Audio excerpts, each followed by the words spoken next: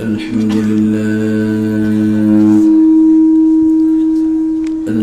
لله حمدا كثيرا طيبا مباركا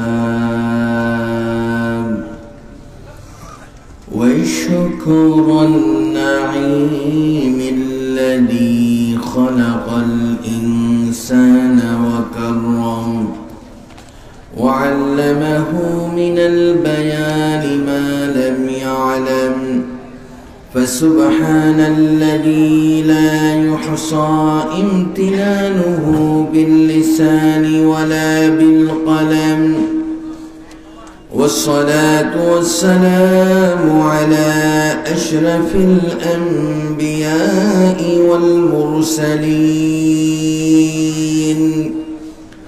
وعلى آله وأصحابه وعلى أهل سنته وعلماء ملته ومن اتبعهم بإحسان إلى يوم الدين.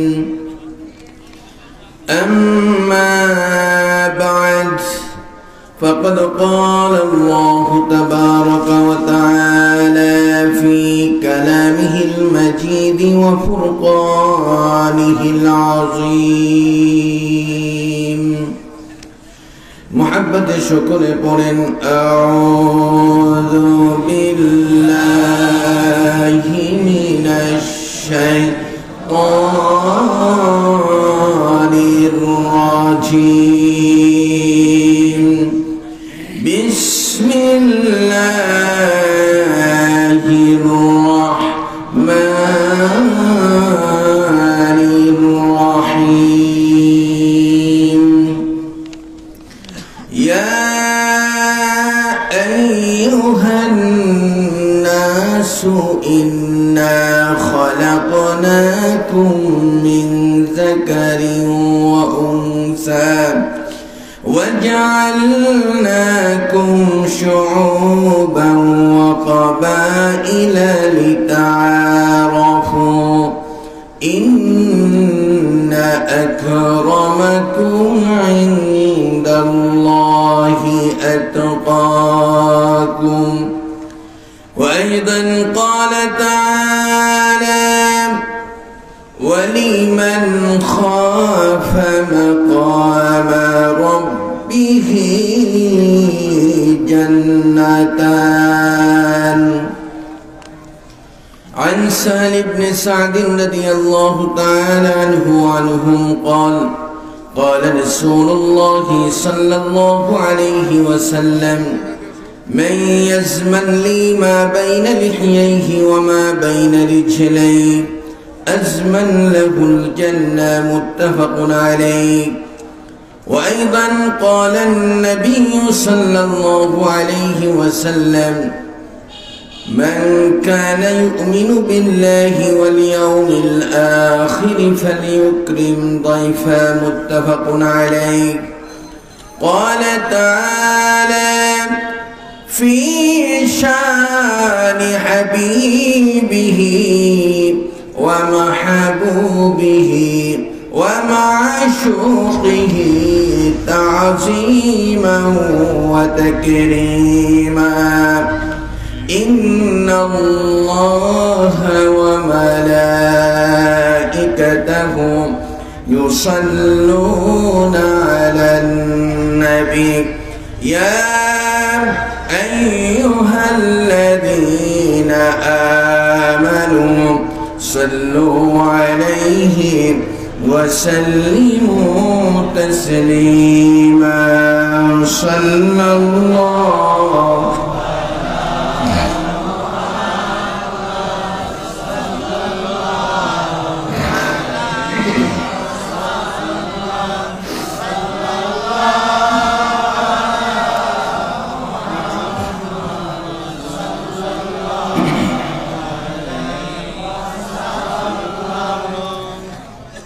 به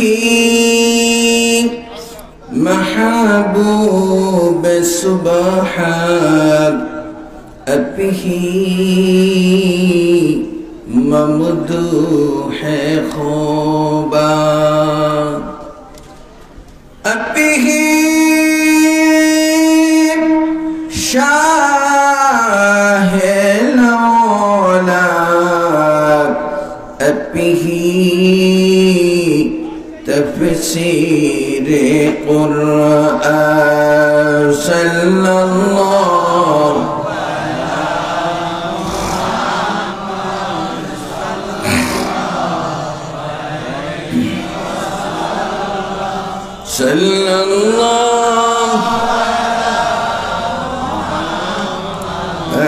सल्लल्लाहु अलैहि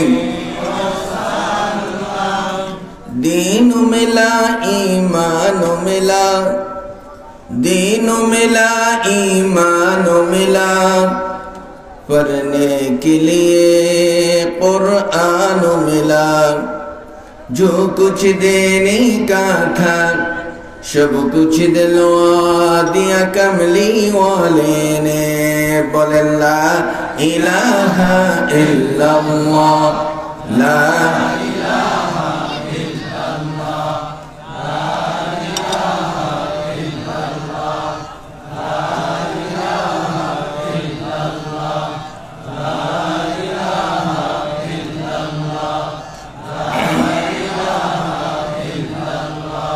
لا إله إلا لا إله إلا الله لا لا إله إلا الله محمد رسول الله صلى الله عليه وسلم محمد प्राण खुले একটু জিকির করেন আল্লাহ আল্লাহ Allah, Allah, Allah, Allah, Allah, Allah, Allah, Allah, Allah,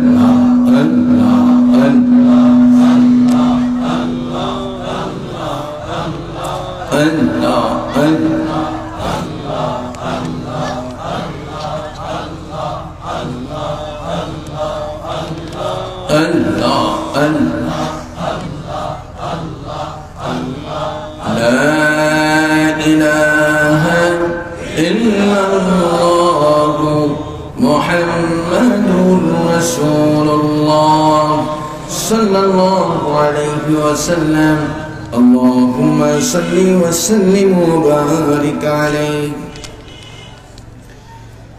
পশ্চিম বরালী এলাকাবাসী ও যুব সমাজের উদ্যোগে আয়োজিত পবিত্র ইসালে সাব ওয়াজদার মাহফিলের মুহতারামুল মাকাম ওয়াজিবুল ইহতিরাম जुलमजदी वल इहतिशाम सम्मानित सभापति जनाब हजरत मौलाना अब्दुल कुद्दुस मियां साहेब मद्दासिल्लाहुल आली उपस्थित आजकेर এই মাহফিলের প্রধান বক্তা विशिष्ट इस्लामी चिंताविद सुमधुर कण्ठस्वर लेखक और गवेषक हजरत मौलाना हाफिज अहसानुल्लाह निसारी परिचालक दारुस सुन्नात सिद्दीकिया फरीदिया कमप्लेक्स विशेष अतिथि सुमधुर कण्ठस्वर उदीयमान तरुण बक्ता हजरत मौलाना जुनायद हुसैन नजाती मद्दासिल्लाहुल आली हजरत मौलाना मुस्लिमुद्दीन सालिही मद्दासिल्लाहुल आली आजकेर এই অনুষ্ঠানে আগত সম্মানিত উলামায়ে কেরাম আইম্মায়ে মাসাজিদ উপস্থিত মুরব্বিয়ানে কেরাম আমার ফখরে কাফেলার যুবক ভাইরা কচি ছোট ভাইরা মাইকের আওয়াজ যতটুকু যাচ্ছে পর্দার অন্তরালের সম্মানিত জান্নাতি মা ও বোনেরা প্রশাসনের সর্বস্তরের নেতৃবৃন্দ সাংবাদিক বন্ধুরা আসসালামু আলাইকুম ওয়া রাহমাতুল্লাহি ওয়া বারাকাতুহু মহান আল্লাহ জাল্লা শানুহুর দরবারে হৃদয়ের সবটুকু আবেগ উজাড় করে দিয়ে প্রাণ খুলে শুকরিয়া আদায় করছি যে মহান প্রভু অত্যন্ত মেহেরবানি করে এই কনকনে শীতের মধ্যে হাজারো ব্যস্ততাকে অপেক্ষা করে আরামের ঘুমকে হারাম করে দিয়ে কিছু সময়ের জন্য ১৫০০ বছর আগে প্রিয় নবী রাসূল আরবী নূর নবী হায়াতুন নবী জিন্দা নবী সুলতানে মদিনা নবী মুহাম্মদুর রাসূলুল্লাহ সাল্লাল্লাহু আলাইহি ওয়াসাল্লাম ইরশাদ করেন, মাজালিসুল উলামা'i রাওদাতুম মিন রিয়াজিল জান্নাহ। যেখানে উলামায়ে কেরামের মজলিস হয় সেই জায়গাটুকু জান্নাতের বাগানে পরিণত হয়ে যায়। আজকে সুন্দর জান্নাতের বাগানে কিছু সময়ের জন্য বসার সুযোগ আল্লাহ করে দিয়েছেন, এই জন্য শুকরিয়া আদায় করে সকলে পড়ি আলহামদুলিল্লাহ। মুআজ্জাজ হাজিরিন, এই মাইক কি হয়েছে আপনাদের? কেন কেন করতেছে?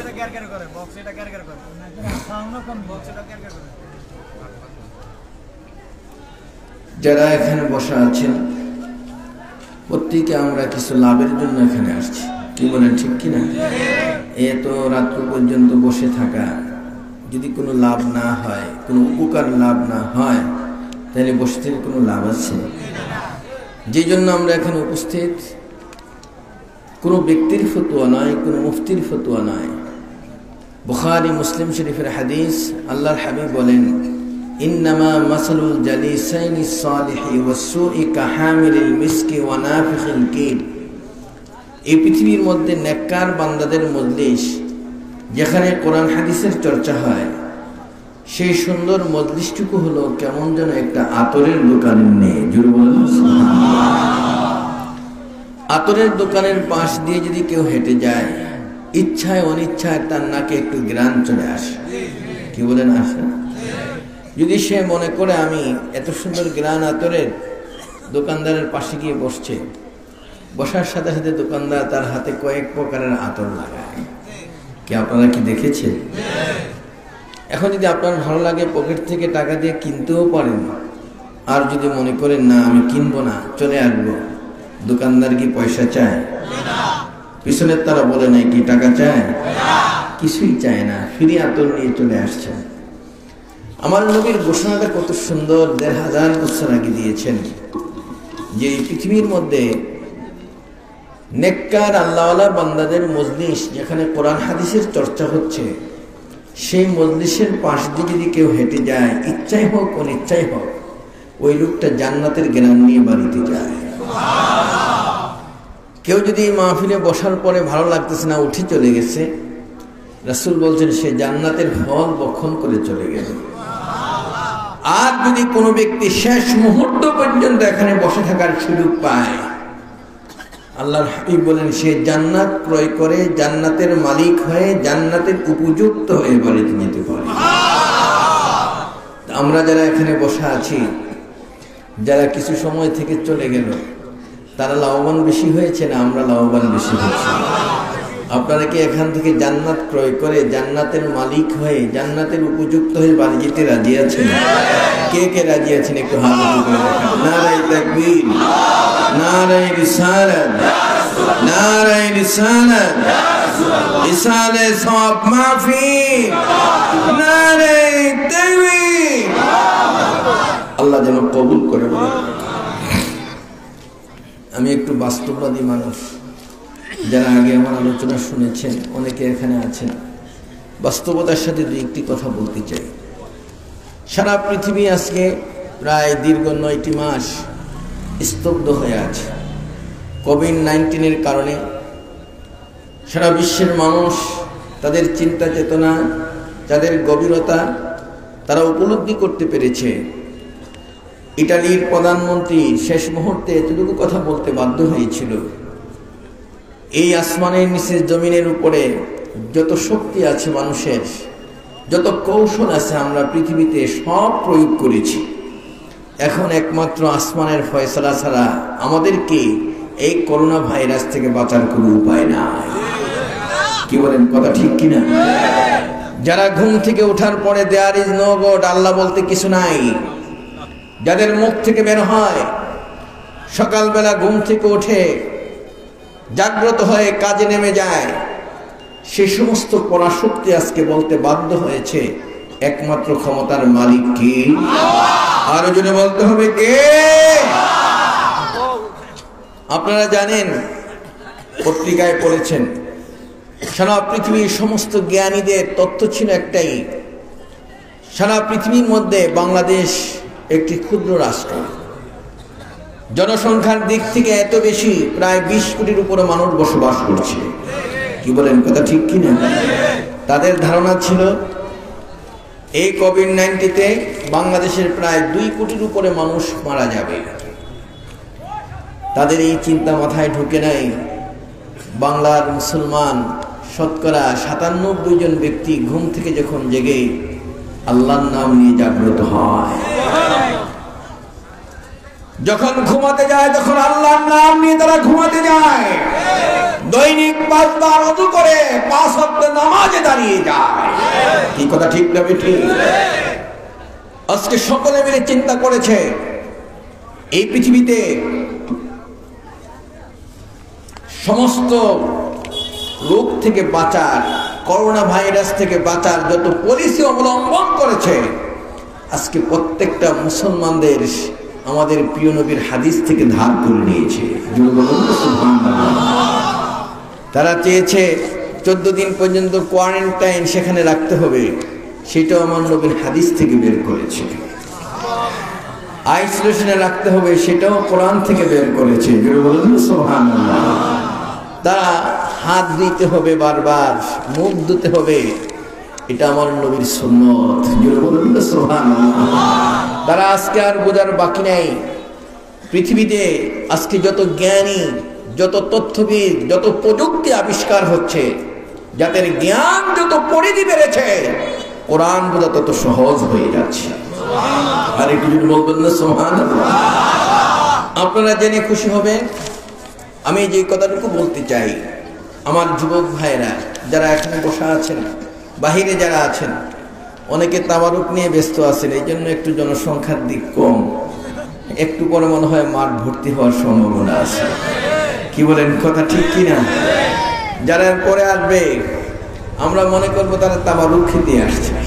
কি বলেন, কথা ঠিক না ঠিক? এখন যারা আসবো তাদেরকে আমরা স্বাগত জানাবো, পরবর্তীতে তাদেরকে তাবারুকের স্বাগত, ওয়াজের স্বাগত নয়। কি কথা ঠিক না ঠিক? আমার ভাইদেরকে বলি, যারা এখানে বসা আছেন, সারা পৃথিবীতে আজকে আলোড়ন সৃষ্টি হয়েছে। মানুষের চিন্তা যত বেড়েছে, কোরআন বোঝা তত সহজ হয়ে যাচ্ছে। কানাডার একজন খ্রিস্টান ধর্মযাজক দীর্ঘদিন পর্যন্ত প্রায় 40 বছর তিনি বাইবেল নিয়ে চর্চা করছেন।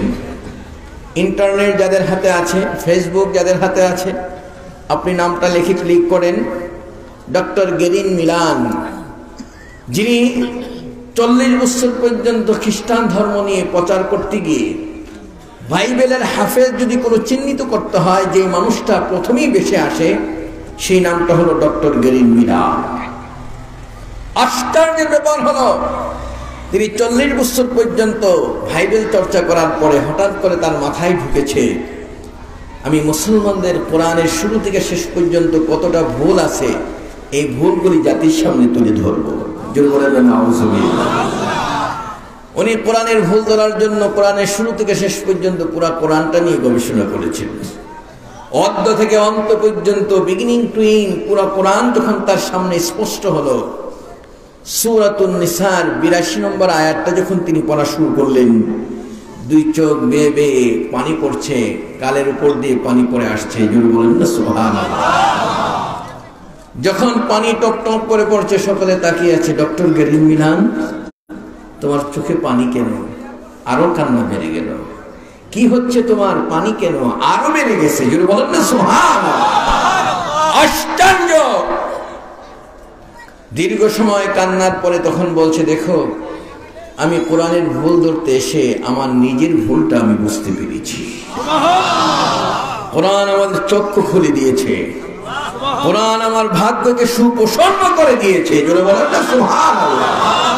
আশ্চর্য হয়ে যায় ডক্টর গেরিন মিলান।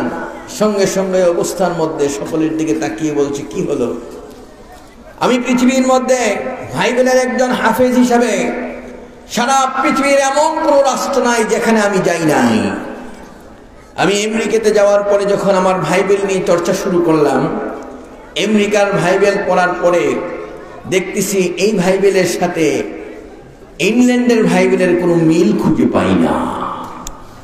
আমি যখন জার্মানি গিয়েছি, সেখানের বাইবেলের সাথে ইতালির বাইবেলের কোনো মিল খুঁজে পাই না। আমি যখন এক এক করে এক একটা দেশে যাচ্ছি, এক এক দেশের ভাই বোনের নমুনা এক এক রকম। আমি হাফিজ হিসাবে সেটা মেনে নিয়েছি, কাউকে কিছু বলি নাই।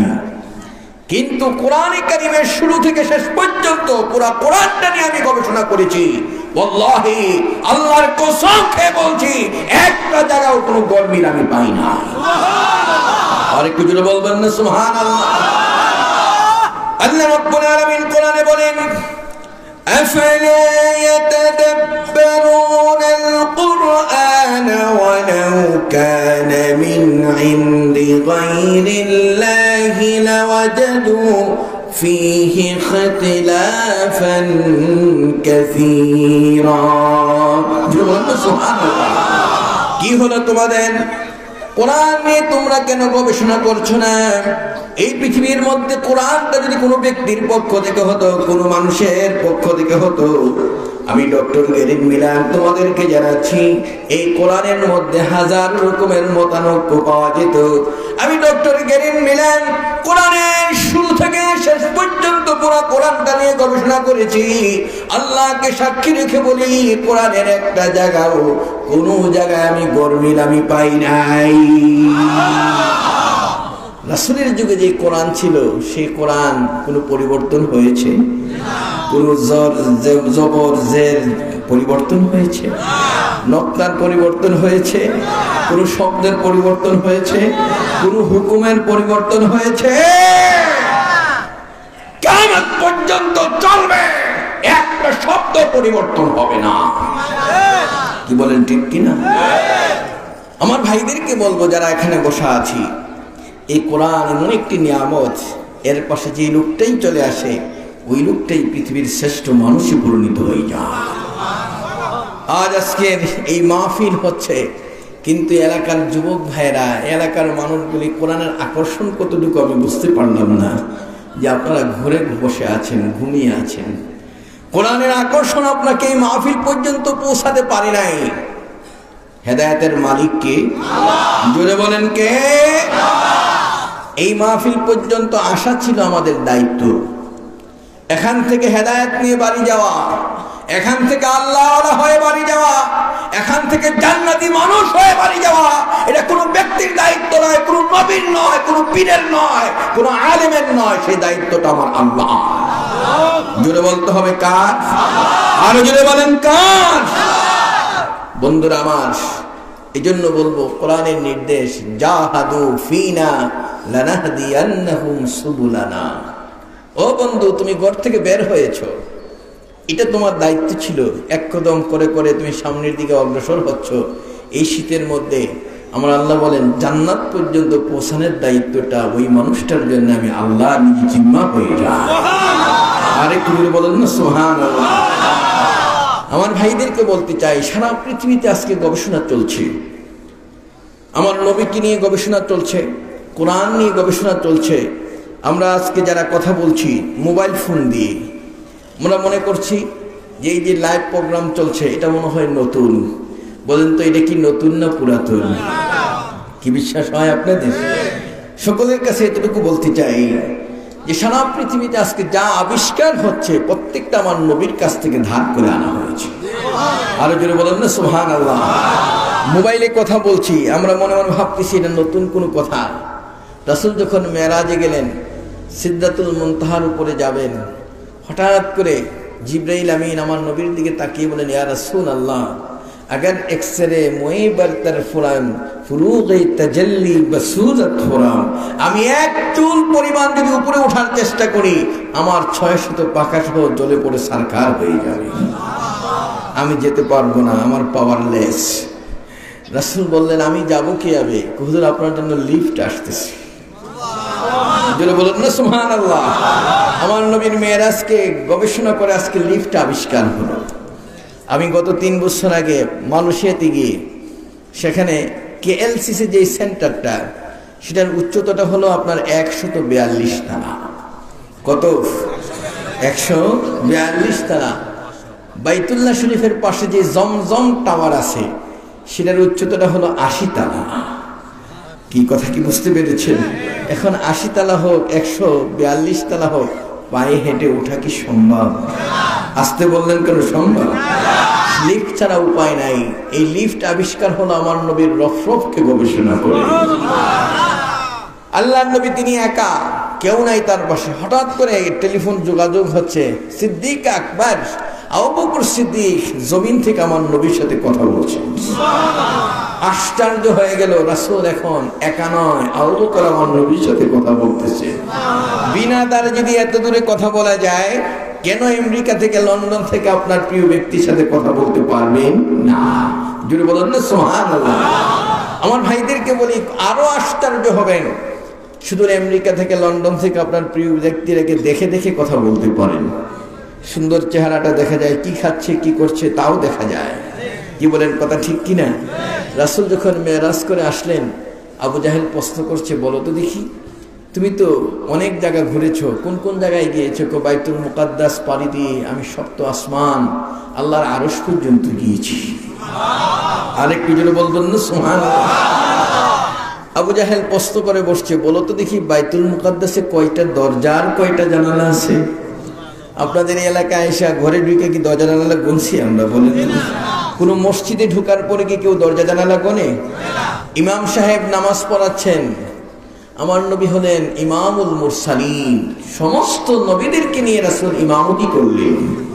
জোরে বলবেন না সুবহানাল্লাহ। আরেকটু জোরে বলেন সুবহানাল্লাহ। আলেম ওলামারা এখানে আছেন, আপনাদের কাছে বলতে চাই, রাসূল ইমামের জায়গাটুকু খালি।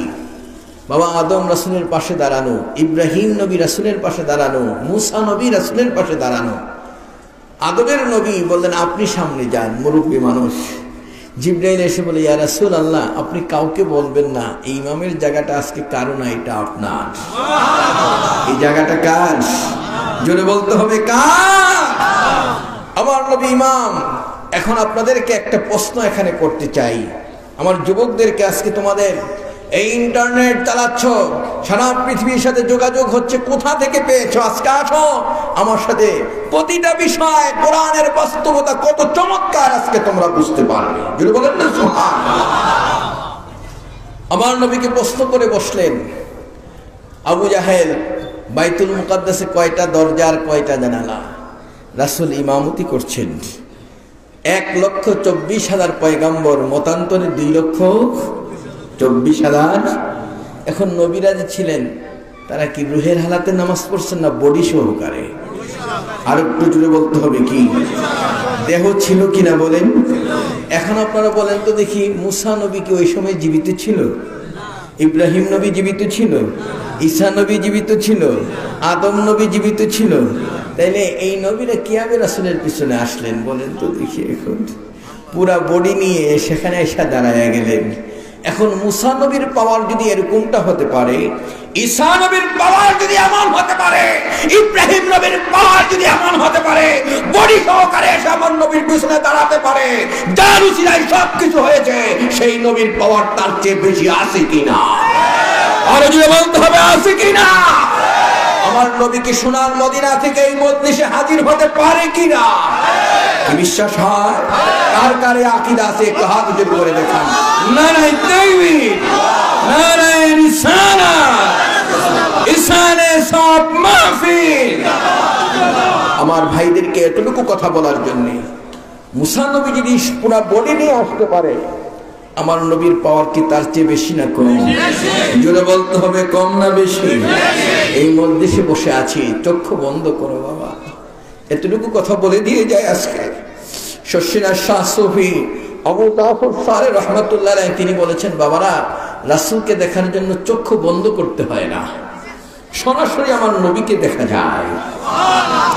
আমরা ভেবেছিলাম হুজুরের এই কথাটা কতটুকু বাস্তব, তখন সাথে সাথে চিন্তা করলাম কোন রেফারেন্স আছে কিনা।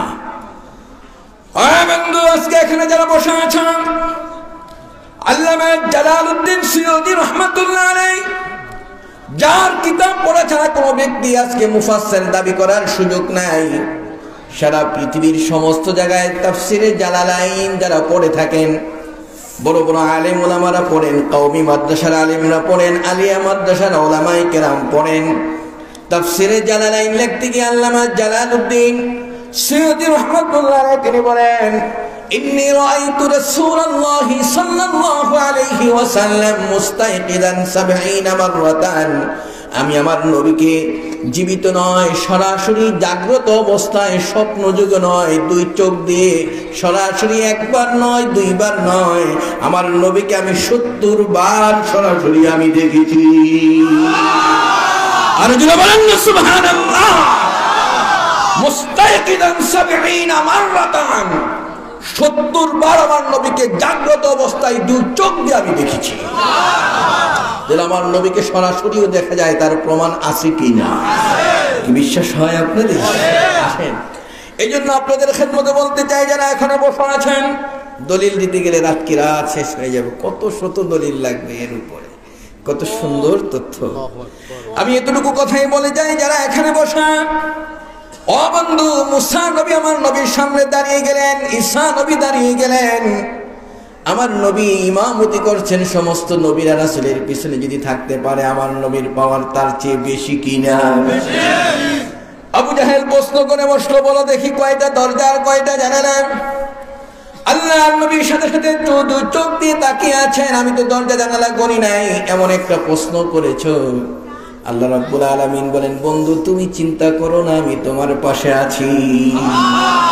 মান তু শুদম তু মানে শুদি, মান তাম শুদম তু যা শুদি, তাকাসনা গোয়দ কে বদ আজিমান দিগরম তু দিগরি, কাইসে হুসন দুজা লজ্জতে দীদারে জুদা, কাইসে হুসন দুজা লজ্জতে দীদারে জুদা, বোসাই হুসন দুজা ইশক কি বাজারে দুজা। যিনি বলেন না সুবহানাল্লাহ। আশ্চর্য এই মুহূর্তটার মধ্যে আমার আল্লাহ রাব্বুল আলামিন জিবরাইলকে ডাক দিয়ে বলেন, বন্ধু যাও, আমার বন্ধু বসা আছে, জিবরাইল তাড়াতাড়ি যাও। সঙ্গে সঙ্গে পাঠিয়ে বললেন, ওই মুহূর্তটার মধ্যে জিবরাইল আমিন এসে আমার নবীর সামনে দাঁড়িয়ে গেলেন। আমার আল্লাহ বলেন, জিবরাইল বাইতুল মুকাদ্দাসটা পুরাটা আমার নবীর সামনে লাইভ দেখায়া দাও। আজকে লাইভ প্রোগ্রাম চলছে, আমরা মনে করছি লাইভ মনে হয় নতুন, এটা কি নতুন না পুরাতন? আরো জোরে বলতে হবে, কি নতুন না পুরাতন? রাসূল বলেন, এতটা দরজা, এতটা জানালা। আবু জাহেল বলতেছে, তুমি তো সত্যিই বলতেছো, আমি তো দেখে দেখে বলতেছি। আমরা আজকে মনে করি লাইভ দেখাচ্ছি, এটা মনে হয় নতুন, এটা নতুন নয়। আরেকটু সামনের দিকে যান, কোরআন দিয়ে আপনাদেরকে আরো সামনে নিয়ে যায়। আল্লাহর নবী যখন হিজরত করে মক্কা শরীফ থেকে মদিনা শরীফ চলে গেলেন, 80 জন মুসলমান সেই মক্কা শরীফ থেকে যারা মদিনা শরীফ যেতে পারে নাই, আবিসিনিয়া আবার সানাজ্জাসির সেই জায়গায়, সেই দেশে গিয়ে হাজির হয়ে গেল। ওই অবস্থায় আবু সুফিয়ান আমার নবীর চাচা ছিলেন, সেই দেশে গিয়ে হাজির। বাদশাহ নাজ্জাসীকে ডেকে বলে, বাদশাহ এই মানুষগুলি হলো দেশদ্রোহী, রাষ্ট্রদ্রোহী, এদের বিচার করতে হবে, বিচার তার উপায় নাই, দেশ থেকে পলায়ন করে এসেছে। কয় তাই নাকি? কয় হ্যাঁ। কি বিচার করব? কয় জাতীয় আদালতে তাদের বিচার হবে। বাদশাহ বলে দিলেন, শোনো, সাধারণ আদালতে তাদের বিচার করব না, সংসদে সরাসরি তাদের বিচার হবে। যেন বলেন না সুবহানাল্লাহ। সংসদে নিয়ে গেলেন 80 জন মুসলমানকে, 300 জন সংসদ সদস্য বসা আছে, পাশে রাখলেন 80 জন মুসলমান, পাশে রেখে বিচার কার্য চলছেন। ওই অবস্থার মধ্যে বাদশাহ প্রশ্ন করে বসলেন, তোমাদের দলনেতাকে দাঁড়িয়ে গেলেন, যার নাম হলো জাফর ইবনে আবি তালিব রাদিয়াল্লাহু তাআলা। যিনি বলেন না সুবহানাল্লাহ। উনি দাঁড়ানোর পরে বললেন, তোমাদের নবীর নাম কি বলতে পারো?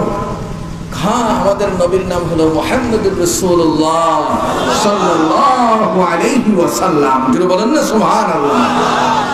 এই যুবকরা যারা আছে, যারা পড়াশোনা করে, আমরা তো মাস্টার ট্রেনার, সিকিউ যেটা ক্রিয়েটিভ কোশ্চেন, যেটার মধ্যে আপনার বহু নির্বাচনী বহুপদী সমাপ্তি কোশ্চেন, যেটা এক কথায় প্রশ্নের জবাব দিতে হয়, সেখানে গেলে যদি কেউ প্রশ্ন করে মুহাম্মদ কে, আপনার প্রশ্নের জবাবটা কিরকম আসবে?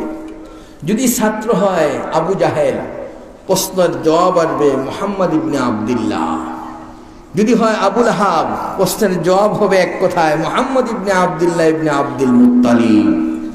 আর যদি ছাত্র হয় আবু বকর সিদ্দিক, প্রশ্নের জবাব হবে মুহাম্মদুর রাসূলুল্লাহ সাল্লাল্লাহু আলাইহি ওয়াসাল্লাম। জোরে বলেন না সুবহানাল্লাহ। আমার নবীকে তার বাবার দ্বারা পরিচয়, তার মায়ের দ্বারা পরিচয়, দাদার দ্বারা পরিচয়। আমার নবীর পরিচয় হলো তিনি রাসূল হিসাবে পৃথিবীতে পরিচয়। কি বলেন, কথা ঠিক না ঠিক? আজ আসো এক কথায় প্রশ্নের জবাব তুমি কি আবু জাহেলের মতো দিবে না আবু লাহাবের মতো দিবে? আজকে বাংলার জমিনে কিছু দুশমন আছে, রাসূলের দুশমন, তাদের মুখ থেকে বের হয় আবু জাহেলের মতো জবাবটা বের হয়ে আসে। তাকবীর! বিশ্বনবীর দুশমনরা, বিশ্বনবীর শত্রুরা, ইসলামের শত্রুরা, জনাব হযরত মাওলানা বুরহানুদ্দিন সালি সাহেব নারায়ে তাকবীর! বন্ধুরা আমার, আল্লাহর নবী যখন এই মুহূর্তটার মধ্যে এই পরিস্থিতির উপরে ভিত্তি করে মদিনাতুল মুনাওয়ারায় মসজিদে নববীর মধ্যে বসা ছিলেন, সঙ্গে সঙ্গে ৮০ জন মুসলমানের বিচার হচ্ছে বাদশা নাজ্জাশীর দরবারে। প্রশ্ন শুরু হয়ে গেল। দ্বিতীয় নম্বরের প্রশ্ন, তোমাদের নবীর উপরে কোনো কিতাব নাজিল হয়েছে কিনা বলো দেখি। কয় হ্যাঁ নাজিল হয়েছে। সেই কিতাবের নাম কি বলতে পারো? হ্যাঁ পারি। কি নাম? কয় আল কোরআন আল কারীম। সঙ্গে সঙ্গে সকলে দাঁড়িয়ে গেল। তোমরা কি কোরআন শরীফ পড়তে পারো? ৮০ জন মুসলমান দাঁড়িয়ে হাত জাগিয়ে বলে আমরা সকলে কোরআন পড়তে পারি। সাহাবীদের ভিতরে আর আমাদের মধ্যে পার্থক্যটা হলো এখানেই। সাহাবায়ে কেরাম যখনই রাসূলের কাছে কোরআনের একটা আয়াত নাযিল হতো সাথে সাথে মুখস্থ করে ফেলতেন। আর আমার যুবকেরা যারা আছে, যদি প্রশ্ন করা হয় বাবা একটু কোরআন শরীফ পড়ে শোনাও তো, সাথে সাথে মাথাটা নিচু হয়ে যাবে। কি বলেন, কথা ঠিক না ঠিক? ও বন্ধু, পৃথিবীতে সব জ্ঞান তোমার ভিতরে আছে, পৃথিবীর সমস্ত ইলম তোমার ভিতরে আছে। তথ্য প্রযুক্তি, বিজ্ঞান, মেডিকেল সায়েন্স, থিওরি যা আছে, যা তোমার জ্ঞান অর্জন হয়েছে, তুমি যদি এই পৃথিবীতে কোরআনের জ্ঞান তোমার ভিতরে না থাকে, তোমার চেয়ে মূর্খ পৃথিবীতে দ্বিতীয় আরেকটা না। তোমার চেয়ে বড় বদবখত পৃথিবীতে আর কেউ নাই। কি কথা ঠিক না বেঠিক? আর যদি বলেন ঠিক কিনা? পৃথিবীর জাগতিক কোনো জ্ঞান তোমার ভিতরে নাই, আল্লাহর কোরআনের জ্ঞান তোমার ভিতরে আছে। তোমার মর্যাদা দুনিয়াতেও পরকালে আকাশ চুম্বি হয়ে যাবে। আর যদি বলেন সুবহানাল্লাহ। আমার যুবকদেরকে এই জন্য বলতে চাই, সাহাবায়ে কেরামের ভিতর থেকে সকলে বলে আমরা কোরআন পড়তে পারি। সাথে সাথে বাদশা নাজ্জাশী বলছে বলো দেখি তোমাদের কোরআনের মধ্যে আমরা যে নবীর অনুসরণ করি, ঈসা ইবনে মারিয়াম, সেই মেরির নামটাকে তোমাদের কোরআনে আছে কিনা একটু বলে দেখো, তার গিয়ে দেখো, আমাদেরকে জানাও। সঙ্গে সঙ্গে সকলে দাঁড়িয়ে বললেন আপনি আমাদেরকে প্রশ্ন করেছেন, শুধু মরিয়মের নাম নাই, মরিয়মের নামে আল্লাহ একটা সূরাই নাজিল করেছে। কই সেই সূরাটা আমাকে একটু শোনাতে পারো? সকলে হাত জাগালেন। সকলে শোনাতে পারলে হবে না, একজনের কাছ থেকে আমি শুনবো। জুড়ে বলেন না সুবহানাল্লাহ। হযরত জাফর ইবনে আবি তালিব তিনি দাঁড়িয়ে গেলেন। কোরআনের সেই সূরা মারিয়ামের আয়াতগুলো এক এক করে যখন পড়তেছিলেন, ওয়াযকুর ফিল কিতাবি মারইয়াম ইদিন তাবাদাত মিন আহলিহা মাকানান শারকিয়্যা। জুড়ে বলেন না সুবহানাল্লাহ। পুরা সংসদের মধ্যে সকলে হেলতেছে আর ডলতেছেন। মুসলমানদের চোখ দিয়ে জল করে পানিগুলি পড়তেছে আর কাঁদতেছে। ৩০০ জন সংসদ সদস্য পদ থেকে কাঁদতেছে। বাদশা নাজ্জাশীর চোখ দিয়ে পানি বের হচ্ছে। আমার নবী সোনার মদিনায় বসে আছেন, মসজিদে নববীর মধ্যে সাহাবীদের সামনে বসে বসে কথা বলছেন। আর ওই মুহূর্তে আমার নবী তাকিয়ে বলেন, ও আমার সাহাবীরা, আমি এই মুহূর্তে দেখতেছি বাদশা নাজ্জাশীর সেই সংসদের মধ্যে আল্লাহর কোরআন তেলাওয়াত হচ্ছে, আর পুরা মজলিসের মধ্যে কান্নার রোল পড়ে গেছে। আর যারা বলেন না সুবহানাল্লাহ। আমার ভাইদেরকে বলবো, সূরা মজলিসটা আমার নবীর সামনে আল্লাহ রাব্বুল আলামিন লাইভ দেখাইয়া দিলেন। এখন বলবেন হুজুর পাইলেন কোথায়? আসেন কোরআনের কাছে। আল্লাহ রাব্বুল আলামিন বলেন, ওয়া ইযা সামি'ু মা উনজিলা ইলার রাসূলি তারা তারা আয়ুনাহুম তাফিদু মিনাদ-দাম। তুমি বলেন না সুবহানাল্লাহ। তারা আয়ুনাহুম, আমার নবীকে আল্লাহ সরাসরি দেখাইয়া দিলেন। এখন লাইভ আপনি মনে করতেছেন এটা নতুন পাইছেন, এটা কি নতুন না পুরাতন? কি বিশ্বাস হয় আপনাদের? সারা পৃথিবীতে একটা মুহূর্তের মধ্যে সকলে দেখতে পাচ্ছে। এটা আজকে নতুন নয়, এটা কোরআনের ঘোষণা ১,৫০০ বছর আগে। জোরে বলেন না সুবহানাল্লাহ। আর একটু সামনের দিকে যান, আরো লাইভ যদি দেখতে চান আসেন। আমার নবী যখন মুতার যুদ্ধ যখন শুরু হলো, ওই মুহূর্তের মধ্যে সাহাবায়ে কেরামকে ডাকলেন, আসো। বুখারী শরীফের হাদিস থেকে কথা বলছি, কোরআন থেকে হাদিস থেকে আজকে একটু দলিল দিয়ে যাই। ও যুবকদেরকে আমি বলি, যারা এখানে বসা আছো, আসো তোমরা কোরআনের পাগল হও, আজকে সব তোমার হাতের মুঠায় চলে আনবে। জোরে বলেন না সুবহানাল্লাহ। রাসূল সাহাবীদেরকে ডেকে বললেন, মুতার যুদ্ধের সেনাপতি প্রথম, তার নাম হলো যায়েদ ইবনে হারেসা। দ্বিতীয় নম্বর সেনাপতি হলেন হযরত জাফর ইবনে আবি তালিব রাদিয়াল্লাহু তাআলা। ৩ নম্বর সেনাপতি হলো আব্দুল্লাহ ইবনে রাওয়াহা। ৪ নম্বর সেনাপতি ঘোষণা দিয়ে দিলেন, তিনি হলেন খালিদ ইবনে ওয়ালিদ রাদিয়াল্লাহু তাআলা। যিনি বলেন না সুবহানাল্লাহ। প্রথম সেনাপতির নাম, দ্বিতীয় সেনাপতি, তৃতীয় সেনাপতি, চতুর্থ সেনাপতি সকলকে বললেন, যাও গড় থেকে বিদায় নিয়ে আসো, তোমরা যাও, চলে যাও। রাসূল বলে দিয়েছেন, ঘরে গেলেন। হযরত যায়েদ ইবনে হারেসা যখন ঘরে গেলেন, স্ত্রীর সাথে দেখা করার পরে স্ত্রীকে বললেন, শোনো, রাসূল সর্বপ্রথম যেই নামটা ঘোষণা দিয়েছেন সেই নামটা হলো আমার পরে আরো ৩ জন সেনাপতির নাম ঘোষণা হয়েছে। এতে আমি বুঝতে পেরেছি আমি আর ফেরত আসবো না। দোয়া করবে, দেখা হবে হাসরের ময়দানে। স্ত্রী চোখের পানি ছেড়ে দিয়ে কাঁদতেছে আর বলছে, স্বামী আপনি একটু এসে ঘরের ভিতরে দাঁড়ান, আপনার মাথা থেকে পা পর্যন্ত পুরা চেহারাটা আমি একটু দেখে নেই, পুরা বডিটা একবার দেখে রাখি, আমি যেন হাসরের ময়দানে আপনাকে স্বামী বলে পরিচয় দিতে পারি। স্ত্রী সুন্দর করে স্বামীর হাত ধরে আল্লাহর কাছে দোয়া করছেন, মাবুদ আমার স্বামীকে সালিমান ও গানিমান নিরাপদে তুমি আমার কাছে ফেরত দাও, আমি তোমার কাছেই দোয়া করছি। সঙ্গে সঙ্গে হযরত যায়েদ ইবনে হারেসা তলোয়ারটা দিয়ে স্ত্রীর হাতের উপর আঘাত করলেন। যে হাত দিয়ে দোয়া করছিলেন আঘাত করে ছোট করে বললেন, এরকম উল্টা দোয়া করো না, তোমার দোয়া আল্লাহর কাছে কবুল হবে না, আমার নবীর দোয়াটা আল্লাহর আরশ পর্যন্ত পৌঁছে গেছে।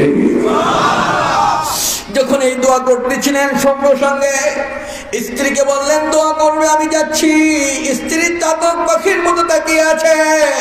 ছোট ছোট বাচ্চা ছিল তার 2টা ছেলে, পিছন দিক থেকে বাবার কাপড়গুলি ধরে আব্বু আব্বু বলে চিৎকার করে কাঁদতেছে। হযরত যায়েদ ইবনে হারেসা বলে, আমি যদি এখন পিছনের দিকে তাকাই সন্তানের মায়া আমার ভিতরে লেগে যেতে পারে, আমি যদি আর একটু দাঁড়িয়ে থাকি স্ত্রীর মায়া আমার ভিতরে গালেব হয়ে যেতে পারে, যদি স্ত্রীর মায়া সন্তানের মায়া আমার ভিতরে গালেব হয়, আমার নবীর ভালোবাসা তার উপরে প্রাধান্য পেয়ে যাবে। আমার নবীর ভালোবাসার উপরে তাদের মহব্বত ভালোবাসা বেড়ে যাবে, এটা হতে দেওয়া যাবে না। সাথে সাথে সেখান থেকে যখনই ভিতর থেকে দৌড়ে আল্লাহর নবীর দিকে ছুটে চললেন, ওই বাচ্চাগুলি বাবা বাবা বলে কাঁদতেছিল, পিছনের দিকে আর ফিরে তাকান নাই। ও বন্ধু, দ্বিতীয় নম্বর সেনাপতি হযরত জাফর ইবনে আবি তালিব রাদিয়াল্লাহু তাআলা আনহু নতুন বিয়ে করেছিলেন। বিয়ের পরে প্রথম রাতে বাসর ঘর তার হয় নাই, স্ত্রী স্বামীকে দেখে নাই, স্বামী স্ত্রীকে দেখার সুযোগ হয় নাই। আমার নবী ডাক দিয়েছেন, সাথে সাথে বের হয়ে চলে গেলেন। টকবকে যুবক, রক্ত টকবক করছে, ঘরে গেলেন। স্ত্রী পর্দার ভিতর থেকে ডাক দিয়ে স্বামীকে বললেন, একটু ভিতরে আসেন। মাঝখানে দাঁড়িয়ে বলছে, শোনো, আমার জীবনের এই প্রথম আল্লাহর নবী সেনাপতির দায়িত্ব দিয়েছে, আমি যদি ঘরের ভিতরে যাই তোমার প্রতি আমার আকর্ষণটা বেড়ে যাবে, আমার নবীর ভালোবাসার উপরে তোমার ভালোবাসাটা প্রাধান্য হয়ে যাবে, তা হবে না। দেখা হবে হাসরের ময়দানে। আমি চলে যাচ্ছি, তোমার হক আমি আদায় করতে পারি নাই গো স্ত্রী। স্ত্রী দরজায় দাঁড়িয়ে বললেন, স্বামী একটু দেখি চেহারাটা, একবার আমার দিকে তাকান, আমি আপনাকে হাসরের দিন স্বামী বলে পরিচয় দেব। যখন এই কথাটুকু বলতেছিলেন, হযরতে জাফর ইবনে আবী তালেব সঙ্গে সঙ্গে স্ত্রীর কাছ থেকে না তাকিয়ে সেখান থেকে চলে আসলেন, আমার নবীর দরবারে এসে হাজির হয়ে গেলেন। ও বন্ধুরা আমার, যুদ্ধ শুরু হয়ে গেল। যায়েদ ইবনে হারেসা শহীদ হয়ে গেলেন।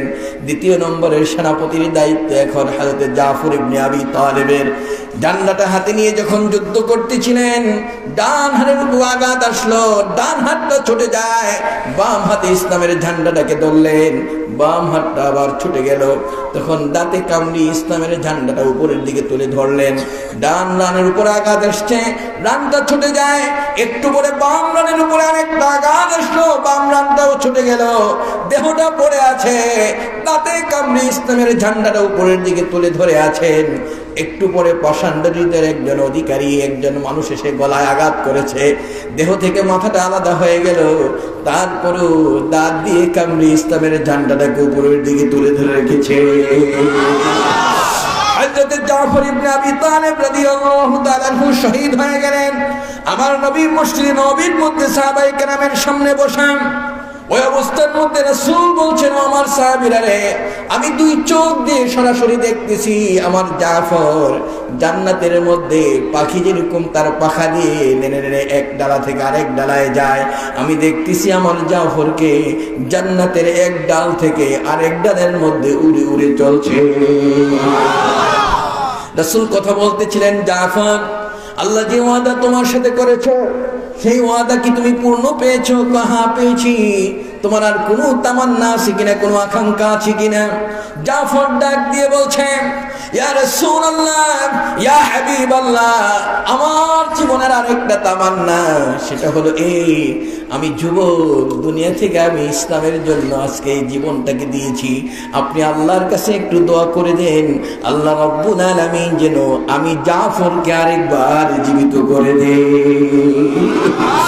ইন উহিয়া ওয়া ইন উক্তালা, ইন উহিয়া ওয়া ইন উক্তালা, ইন উহিয়া ওয়া ইন উক্তালা, যতবার আমাকে জীবিত করা হবে ততবার আমি আমার জীবনটা আল্লাহর রাস্তায় দিয়ে দেব।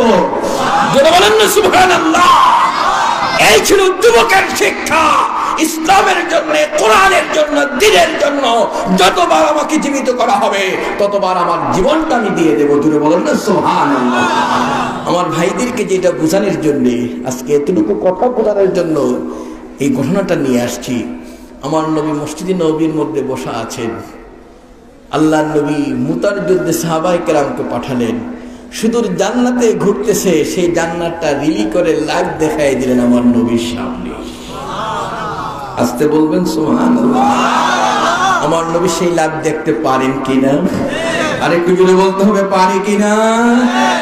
আজ এই বাড়ির মাহফিলে, এই জায়গায় যুব সমাজের উদ্যোগে এই মাহফিল হয়েছে। আপনারা যারা এখানে বসা আছেন, এই মুহূর্তে সরাসরি এই লাইভটা আমার নবীর সামনে হাজির হতে পারে কিনা?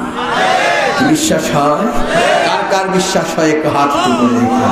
নারে তাকবীর, নারে তাকবীর, নারে রিসালাত। বন্ধুরা আমার, যদি আমার নবী দেখতে পারেন, দেখতেছেন, সব আমাদের এই আকীদা থাকে, এমনও হতে পারে এই মাহফিলে বসেছো, আমার নবীর সাথে তোমার দিদার হতে পারে কিনা? জোরে বলতে হবে, পারে কিনা? আমি সেই আঙ্গিকে আপনাদের সামনে নিয়ে যাচ্ছি। পুরানা মাহফিলকে আমার নবীর সাথে যোগাযোগ করে কথাগুলি বলতে চাই। ওরে বন্ধু, বাস্তবতা এত সুন্দর, যারা এখানে বসা আছেন, এই পৃথিবীতে আজকে যত জ্ঞানী হচ্ছে, কোরআন বোঝা তত সহজ হয়ে যাচ্ছে। জোরে বলুন না সুবহানাল্লাহ।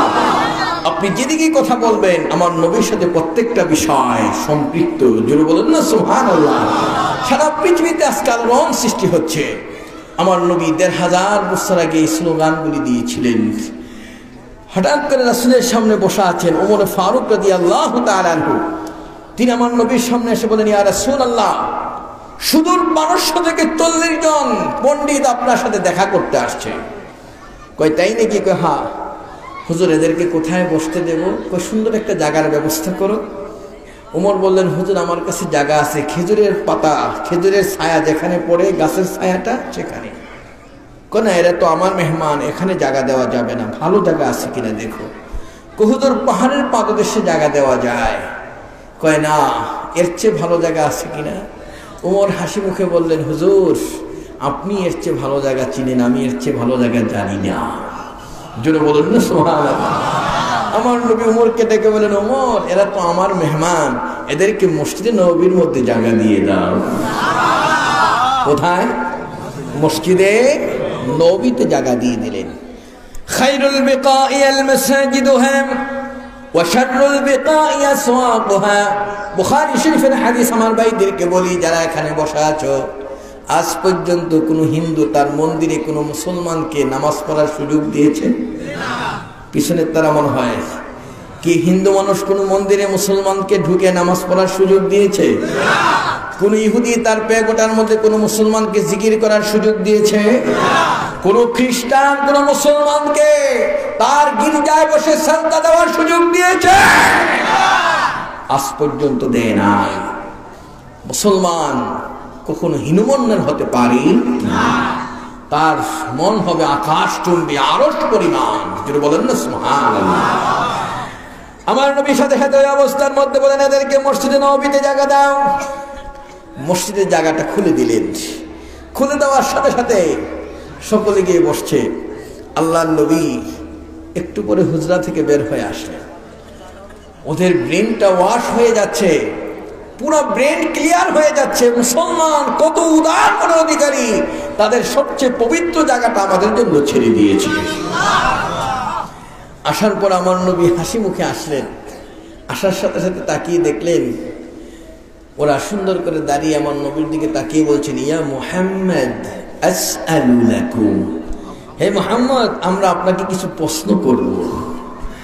রাসূল বললেন, সালুনি আজিবু লাকুম ইনশাআল্লাহ। তোমাদের মনে যত হাজার প্রশ্ন আছে আমাকে করো, আমি প্রত্যেকটা প্রশ্নের জবাব দিয়ে দেব। আসতে বলবেন সুবহানাল্লাহ। কত হাজার প্রশ্ন আছে আমাকে করো, আমি জবাব দেব। পৃথিবীর আজ পর্যন্ত কোনো জ্ঞানী গুণী বিজ্ঞানী জন্ম হয় নাই বুক ফুলে এই কথা বলতে পেরেছে, আমাকে যত প্রশ্ন করবে সব প্রশ্নের জবাব দেব। কি বলেন, কথা ঠিক না ঠিক? আপনি সব বিষয়ে জ্ঞান আছে আপনার? হ্যাঁ। আমরা বিপদগ্রস্ত।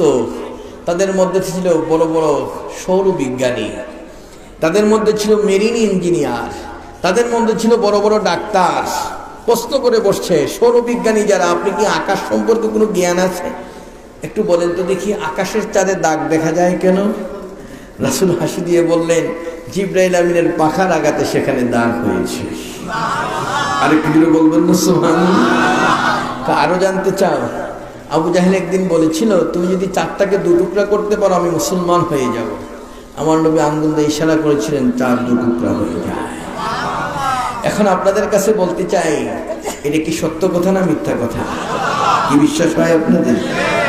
বলেন হুজুর পাইলেন কোথায়? আসেন কোরআনের কাছে। আল্লাহ রাব্বুল আলামিন বলেন, ইকতারাবাতিস সাআতু ওয়ানশাক্কাল কামার। যেটা বলেন না সুবহানাল্লাহ। নীল আর্মস্ট্রং চাঁদের দেশে গিয়ে উনি দেখলেন মুসলমানদের নবীর যে তথ্য আমরা পেয়েছি এখানে সব পেয়েছি। চাঁদে দাগ দেখা যায়, জোহরের নামাজের সময় হলো আযান শোনা যায়, আসরের সময় আযান শোনা যায়। ওরা আশ্চর্য হয়ে গেল, আযানের ধ্বনি চাঁদের দেশ পর্যন্ত ভেসে আসছে, কারণটা কি? জোরে বলবেন না সুবহানাল্লাহ। আরেকটু জোরে বলেন না সুবহানাল্লাহ।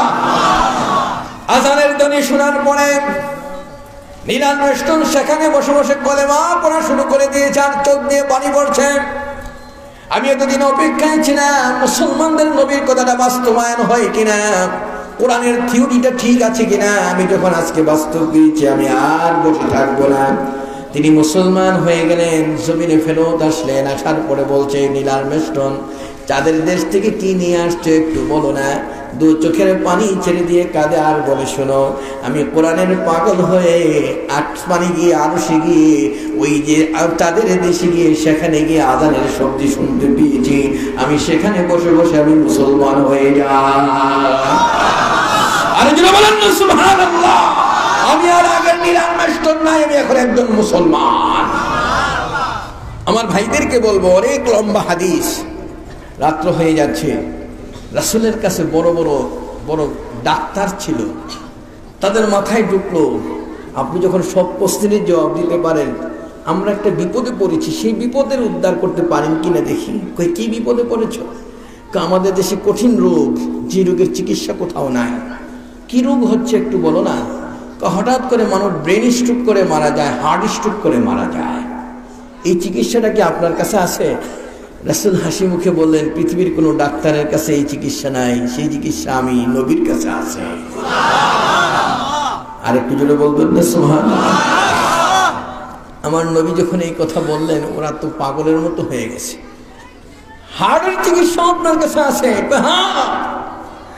হাসি মুখে বলে দিলেন, শোনো, বুখারী শরীফের হাদিস, عن عائشة رضي الله تعالى عنها قالت قال رسول الله صلى الله عليه وسلم إن التلبينة تزم فؤاد المريض وتذهب عني ببعض الحزن رواه البخاري سبحان الله।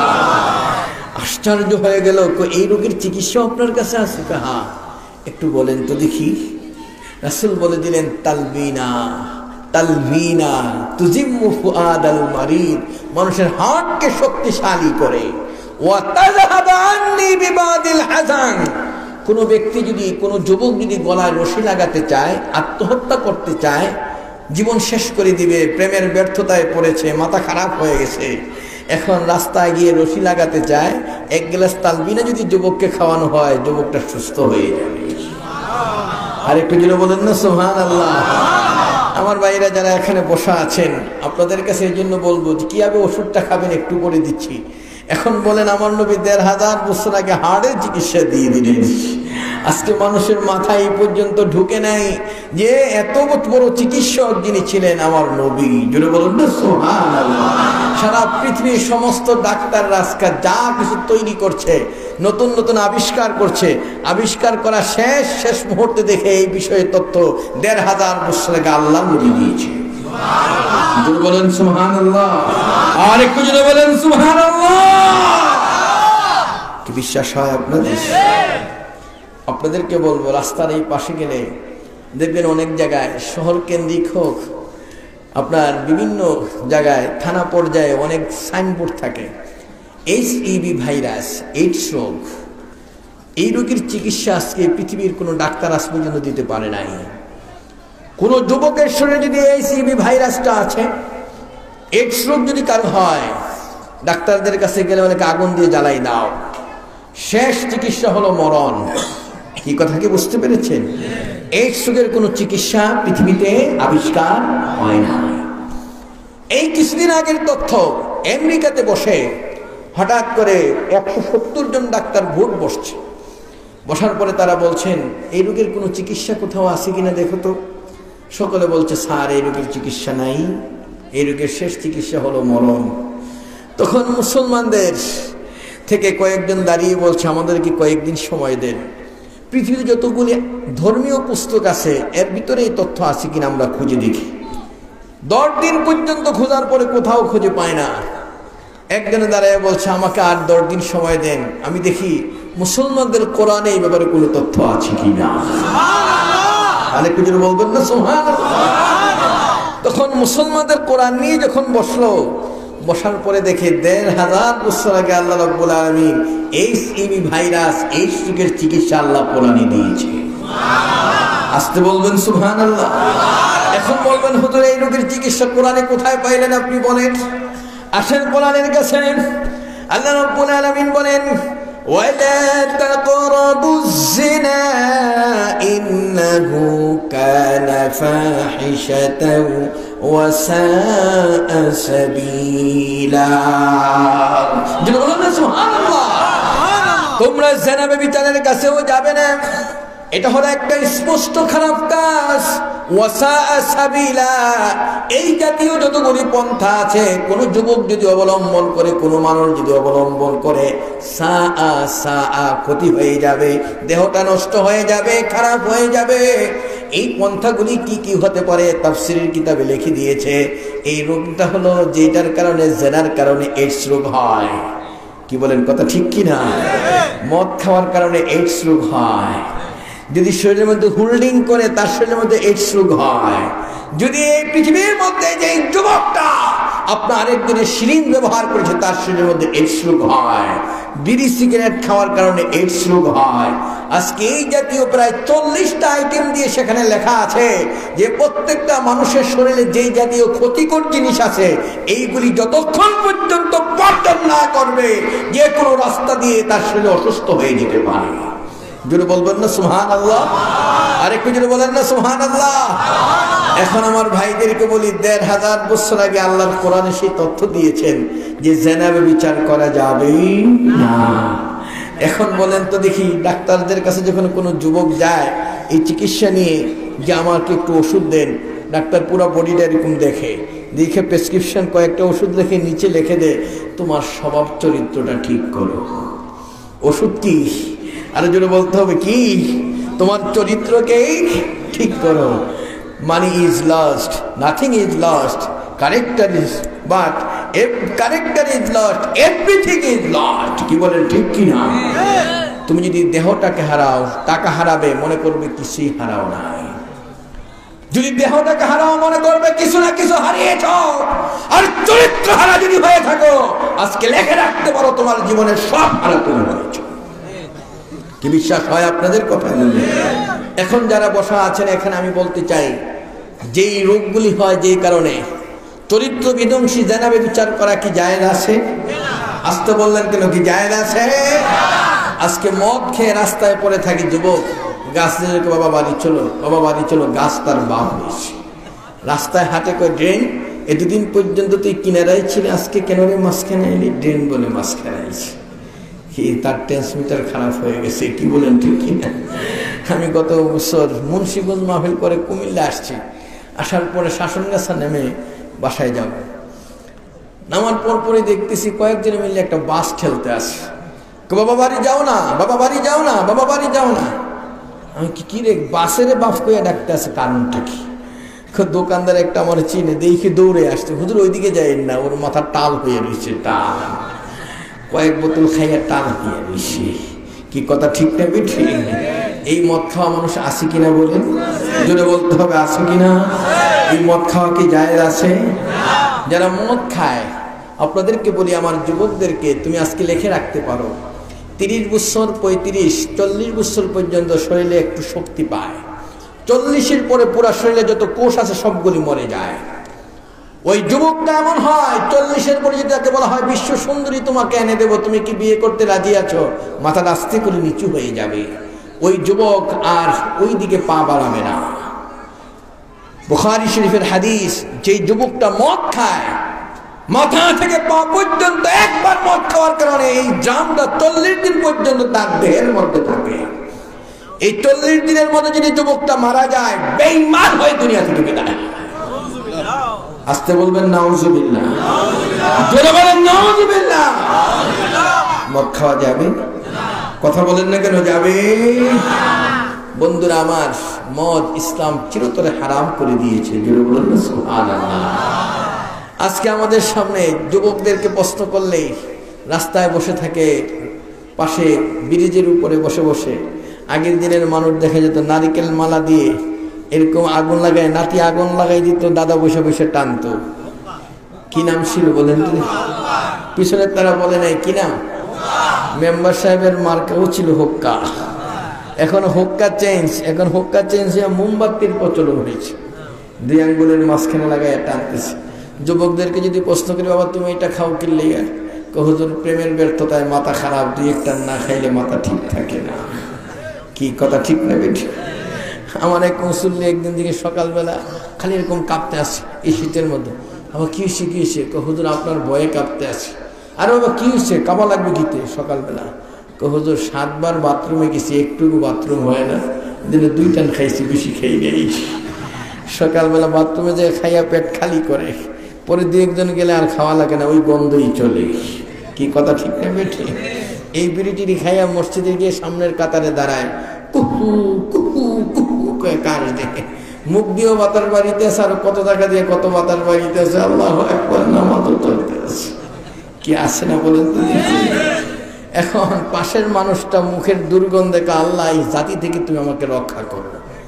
কথা ঠিক না ঠিক? ঘরে গেলে অনেক সময় জারুর পিঠাও খাওয়া লাগে স্ত্রীর কাছ থেকে। কি বিশ্বাস হয়? খাওয়ার আগে মুখটুক মুচ্ছা সুন্দর করে রাস্তায় মাটি টাটি লাগাইয়া ঘরে যায়, চিন্তা করে গন্ধ যদি বাইর হয় অবস্থা খারাপ। আমার ভাইয়েরা যারা এখানে বসা আছেন, এত ভয় পান, আপনি স্ত্রীর ভয় পাচ্ছেন, আপনার পাশের লোকটাকে আপনি ভয় পাচ্ছেন, আল্লাহর ভয়টা তোমার ভিতরে নাই। কি কথা ঠিক না ঠিক?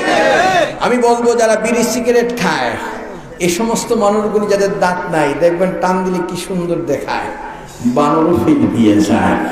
কি কথা ঠিক না ঠিক?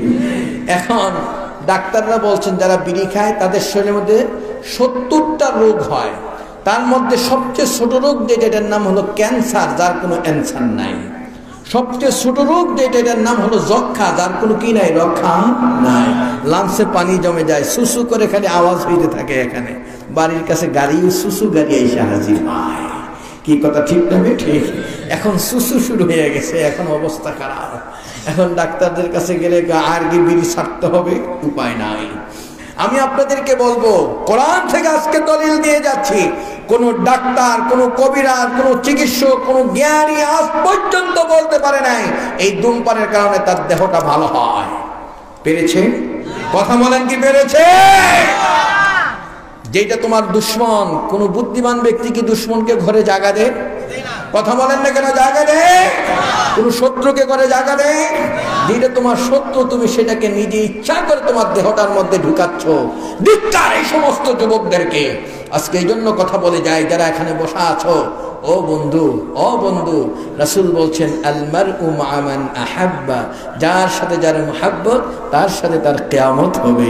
তোমার যদি আগুনটা মুহাব্বতের বস্তু হয়, মনে রাখবে, আজকে লিখে রাখতে পারো, এই জাহান্নামের আগুন ছাড়া তোমার উপায় নাই। আপনারা কি সেই জাহান্নামে যাইতে রাজি আছেন? পিছনের তারা রাজি আছে। কি রাজি আছেন আপনারা? যদি রাজি না থাকেন তাহলে জান্নাতে যাইতে রাজি আছেন সকলে? কে কে রাজি আছেন একটু হাত উঁচু করে দেখান। না রে না রে রিসালাহ। আমার যুবকদেরকে বলবো, আমার বাবাজিদেরকে বলবো, আজকে আমার সাথে একটু ওয়াদা করতে চাই। আপনি কালকে বিড়ি সিগারেট ছেড়ে দিবেন, হাটফিল করে মারা যাবেন, হুজুর কোনো হুজুর ওয়াজ করে গেছে, খবর আছে আমার। আজকে আস্তে আস্তে করে আপনি ছেড়ে দিবেন। আমি আপনার দুইটা কদম ধরিয়ে ধরে আপনার কাছে ক্ষমা চেয়ে নিচ্ছি, যারা আজকে আমার সাথে বলবেন, যার জীবনে কোনো দিন, আমি যতদিন বেঁচে থাকবো, ইচ্ছা কিন্তু কখনো আমি এই ধূমপান করবো না, করবো না। আজকের মাহফিলে বসে কি ওয়াদা করতে পারি? কে কে একটু হাত উঁচু করে দেখান। সকলের হাত ওঠে না, একটু হাত উঁচু করে দেখান। নারায়ে তাকবীর, নারায়ে তাকবীর। আল্লাহ যেন কবুল করে, বলেন আমিন। অনেকে চিন্তা করে হুজুর আমরা তো খাই না, হাত দেখা বলেন না আলহামদুলিল্লাহ। আর একটু জোরে বলেন আলহামদুলিল্লাহ। আল্লাহ যেন কবুল করে, বলেন আমিন। আমার ভাইদেরকে নিয়ে যাচ্ছিলাম এক এক করে। আজকে কোরআনের দিকে গেলে এই বিষয়ে যদি কথা বলি, রাত কি রাত শেষ হয়ে যাবে। কি কথা কি বুঝতে পেরেছেন? যারা এখানে বসা আছেন, আমার নবীকে প্রশ্ন করে বসলেন, বলেন তো দেখি হার্টের চিকিৎসা আপনার কাছে আছে কিনা? মনে আছে তো না ভুলে গেছে? আল্লাহ নবী সেই চিকিৎসা দিয়ে দিলেন। ডাক্তার আব্দুল বাস, তিনি একজন হার্ট ওপেন সার্জারির ডাক্তার। হঠাৎ করে তিনি বলছেন, আমি 40 বছর পর্যন্ত হার্ট ওপেন সার্জারি করি। হঠাৎ করে আমার মাথায় ঢুকলো, আমি দেখি তো বুখারী শরীফ পড়তে গিয়ে দেখি যে একটা হাদিস পেয়েছি। রাসূল পাক সাল্লাল্লাহু আলাইহি ওয়াসাল্লাম বলছেন, লিকুল্লি দাইন দাওয়াউন ইল্লা সাম, রাওয়াহুল বুখারী। পৃথিবীতে এমন কোন রোগ নাই যে রোগের চিকিৎসা আল্লাহ দেয় নাই। সমস্ত রোগের চিকিৎসা কে দিয়েছে? আল্লাহ। আসতে বললেন কেন? কে? আরো জোরে বলতে হবে, কে? সাথে সাথে ওই অবস্থার মধ্যে তিনি মনে মনে ভাবলেন, হার্টের চিকিৎসা ওপেন সার্জারি না করে কোনো চিকিৎসা আছে কিনা দেখি। তখন বলতেছে, আমি আর একটু গবেষণা করতে গিয়ে কোরআন নিয়ে বসলাম। কোরআন হাত দিয়ে ধরে দেখি, কোরআনের মধ্যে সেই তথ্যটা আল্লাহ কোরআনে দিয়েছে। এই রোগের চিকিৎসা আল্লাহ কোরআনে দান করছেন। তখন আমি কোরআন নিয়ে বসে বসে চিন্তা করতেছিলাম, এই হার্ট ওপেন সার্জারি না করে নতুন কোনো কৌশল অবলম্বন করা যায় কিনা। ও বন্ধু, আমার গবেষণাটা হলো, নাভি থেকে 2টা রগ বুক বরাবর হয়ে মাথার 2 দিকে চলে গেছে, পুরো বডিটাকে নিয়ন্ত্রণ করছে। এই পাশের রগটা যদি ব্লক থাকে, এই সাইডটা প্যারালাইজড হয়। এই পাশের রোগটা ব্লক হলে এই সাইডটা প্যারালাইজড। তখন তিনি মনে মনে ভাবলেন এই রোগগুলিকে যদি সবসময় চালু রাখা যায় তখন ওই মানুষটা ব্রেন স্ট্রোক করবে না, হার্ট স্ট্রোক করবে না। জোরে বলেন না সুবহানাল্লাহ। তখন আমি কি করতে পারি নিজে নিজে চিন্তা করতেছেন, করেই দেখতেছেন এই রোগগুলিকে চালু রাখার একমাত্র একটাই উপায় কোরআনে কারিমে আল্লাহ দিয়েছে, সেটা হলো আল্লাহু শব্দটা। কি বলেন? আর একটু জোরে বলতে হবে কি? আর জোরে বলেন কি? আল্লাহু শব্দের আল যখন উচ্চারণ করে, আমি প্রথমেই বলছি একটু বাস্তবতার সাথে কথাগুলি বলতে চাই। এখানে ছোট বড় সকলে একটু বুকে হাত দিয়ে ধরেন, আমার সাথে একটু হাত দিয়ে ধরে আমার সাথে উচ্চারণ করেন আল আল আল আল আল। নাভি থেকে এই পর্যন্ত খুলতেছে। লা শব্দটা উচ্চারণ করবেন, হৃৎপিণ্ড এবং ফুসফুস দেখবেন কি সুন্দর ধাক্কা খাচ্ছে। আল্লাহ আল্লাহ আল্লাহ আল্লাহ আল্লাহ আল্লাহ আল্লাহ আল্লাহ আল্লাহ আল্লাহ। হু শব্দটা উচ্চারণ করবেন, এখান থেকেও না এই জায়গা থেকে না, মাথা হয়ে বের হচ্ছে। আল্লাহু আল্লাহু আল্লাহু আল্লাহু আল্লাহু। জোরে বলেন না সুবহানাল্লাহ। এখন একটু কষ্ট হচ্ছে, নীরব, পৃথিবীর কেউ আপনার পাশে নাই, নীরব এরকম বসে বসে আল্লাহু আল্লাহু। দেখবেন কি সুন্দর করে পুরো বডিটা আস্তে আস্তে করে খুলতেছে। জোরে বলেন না সুবহানাল্লাহ। ডাক্তার বলছেন আমার কাছে রুগীরা আসার পরে আমি কয়েকটা ওষুধ লিখে দিয়ে নিচে লিখে দিই, তুমি সকালবেলা ঘুম থেকে উঠে 1000 বার আল্লাহু শব্দটা উচ্চারণ করবে। সন্ধ্যা যখন ঘনিয়ে আসবে নীরব বসে বসে 1000 বার আল্লাহু শব্দটা উচ্চারণ করবে। প্রেসক্রিপশনে লিখে দিলেন আল্লাহু শব্দ উচ্চারণ করতে। ডাক্তার লিখে দেওয়ার পরে আমার অধিকাংশ রোগী হলো হিন্দু, অধিকাংশ হলো খ্রিস্টান, কিছু হলো মুসলমান। আমিও তো এরকম তাদের সাথে মিলেই কথা বলি, কিন্তু এটা লিখে দেওয়ার পরে হিন্দু মানুষ এত খুশি যে পুরা বডিটাকে ছিঁড়ে পাও থেকে রগ আইনে এখানে লাগাবে। এটা যদি আমরা বাঁচতে পারি খুশি হবে না বেজার? আসতে বললেন কেন, খুশি না বেজার? তখন সে করছে কি জানেন, নীরব যায় ওষুধ নিয়ে গেছে বাড়িতে, ফজরের আগে উঠছে, উঠে নীরব একা রুমের মধ্যে বসে বসে জিকির করে আল্লাহু আল্লাহু আল্লাহু। স্ত্রী জিগায় তুমি তো মুসলমানদের ভগবানের নাম জপতেছ। কয় না, আমি হার্টের রোগের ওষুধ ব্যবহার করতে আছি। আমি কি ব্যবহার করতেছি? কয় তাই নাকি, তাহলে আমিও ব্যবহার করবো। তাহলে হ্যাঁ করো। এখন পাশে বসে বসে বউ শুরু করছে আল্লাহু আল্লাহু আল্লাহ। এখন দুইজনে যখন আল্লাহু আল্লাহু জিকির করে, ছোট ছোট বাচ্চাগুলি বাপ মা যা বলে তাই কিন্তু শিখে। কি বলে ঠিক কিনা? এখন ওরাও শুরু করছে আল্লাহু আল্লাহু। ওই ঘরের মধ্যে এখন আর হরি কৃষ্ণ হরি রাম রাম আর নাই, এখন শুরু হয়েছে কার নাম? জোরে বলতে হবে কার নাম? মেরি মেরি আর নাই, শুরু হয়েছে আল্লাহর নাম। জোরে বলেন না সুবহানাল্লাহ। আমার যুবকদেরকে বলি বাবা, ও আমার বাবাজিরা, আজকে যারা এখানে বসা আছো তোমরা মনে করছো এই জিকিরটা হয়তো কোনো পীরের মুরিদ হইলে এরকম আল্লাহর জিকির করতে হয়, শশীনার হুজুরের মুরিদ হইলে ফিস ফিস করে জিকির করা লাগবে, সনমনার মুরিদ হইলে মাথা লাগতে হবে, তারপরে আটটুসির মুরিদ হইলে হু হু হু হু করা লাগবে। এটা কি কোনো পীরের নির্দেশ? কথা বলেন না কেন, কার নির্দেশ? জোরে বলতে হবে কার? তোমার দেহটাকে সুস্থ রাখার জন্য, পূর্ণাঙ্গ বডিটাকে ঠিক রাখার জন্য একটাই ওঠো, সেটা হলো আল্লাহর জিকির। কথা ঠিক না বেঠিক? ডাক্তার প্রেসক্রিপশনে লিখে দিলেন, এটা কি ডাক্তারের প্রেসক্রিপশন না আল্লাহ? সকাল আর সন্ধ্যা কোথায় পেয়েছ? আসো কোরআনের কাছে। আল্লাহ রাব্বুল আলামিন বলেন ওয়াযকুরুল্লাহা যিকরান কাসীরা ওয়াসাব্বিহুহু বুকরাতান ওয়া আসীলা। বেশি বেশি করে আল্লাহকে ডাকো, বিশেষ করে সকাল আর সন্ধ্যা। সকাল আর সন্ধ্যার প্রেসক্রিপশন কার? জোরে বলতে হবে কার? কোন পীরের প্রেসক্রিপশন? জোরে বলতে হবে কোন পীর সাহেবের? কার? জোরে বলতে হবে কার? সে আল্লাহর জিকিরটা করতে কি রাজি আছি? সকলে কে কে রাজি আছে একটু হাত তুলে নারে তাকবীর, নারে তাকবীর। আল্লাহ যেন কবুল করে বলেন আমিন। আরো জোরে বলেন আমিন। ডাক্তার আব্দুল বার বলেন, আমি 3 বছর পর্যন্ত রোগীদেরকে এটা লিখে দিচ্ছি, 3 বছরের অভিজ্ঞতার ফসলটা আপনাদেরকে জানাচ্ছি। 3 বছরের মধ্যে আমার রোগীদের মধ্যে প্রায় 80% রোগী, 80% রোগী সম্পূর্ণ সুস্থ হয়ে গেছে। আর 20% রোগী তাদেরকে কেউ কবরের দিকে, কাউকে হার্ট ওপেন সার্জারি করাতে হচ্ছে। আমি আশ্চর্য হয়ে গেলাম, এত সুন্দর একটা জিনিস আল্লাহর কোরআনে আছে। আমি মুখ দিয়ে উচ্চারণ করি আর কলম দিয়ে লিখি প্রেসক্রিপশনের মধ্যে। এই নামটার মধ্যে এত মজা, এত স্বাদ, শুধু মজা আর মজা। আর যদি বলবেন না সুবহানাল্লাহ। আমি আশ্চর্য হয়ে গেলাম, লিখতেছি। তখন এই নামটা আমি গবেষণা করে দেখি এত মজা কেন। আবার কোরআন নিয়ে বসে গেলাম, এত মজা কেন দেখি। আমার ভাইদেরকে বলি, তিনি বলেন মনের প্রশান্তি আমি খুঁজে পেয়েছি, একমাত্র শান্তি পৃথিবীর কোনো জিনিসের দ্বারা হয় না। আজকে যারা এখানে বসা আছেন, আমার জীবনে আমি হাজারো কোটি কোটি দেখেছি, কোটি কোটি টাকার মালিক। প্রশ্ন করেছি, বাবা কতটুকু শান্তিতে আছেন? আস্তে করে মাথাটা নিচু হয়ে গেল, বাবা আমি শান্তিতে নাই। বিশ্বাস হয় আপনাদের? ঢাকা গুলশান বনানীতে থাকে, বিরাট বিল্ডিং এর মালিক, ছেলেটা মদ খেয়ে রাস্তায় পড়ে আছে, মেয়ের কোনো খবর নাই, স্ত্রী ঘরে থাকে না। কি আসি কিনা? জোরে বলতে হবে আসি কিনা? আজ দেখা যায় সম্পদশালী মানুষ নাই, ক্ষমতায় যারা আছে, যদি প্রশ্ন করে ভাই ক্ষমতা পেয়ে কতটুকু শান্তিতে আছে, ওদের ঘুম নাই। কি কথা ঠিক না?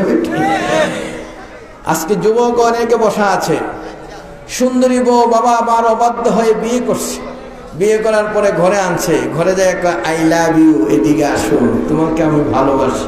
বউকে আই হেট ইউ, বুঝলেন? দেখা ওকে এদিকে আসো, ও যায় আরেক দিকে। কি বিশ্বাস হয় না কথা? আমি তো ঢাকার ইমাম। হঠাৎ করে একদিন এয়ারপোর্ট যখন নামাজ পড়াতাম, এশার নামাজের পরে দেখি একটা যুবক বিছানার পাশে এসে খালি কাঁদতেছে। সুন্দর চেহারা যুবকটা, খুব দেখতেও ভালো দেখায়। বাবা কাঁদতেছো কেন? কয় হুজুর মনের কথা কার কাছে বলবো, আপনার কাছে একটু বলতে আসছি। কে বলো দেখি?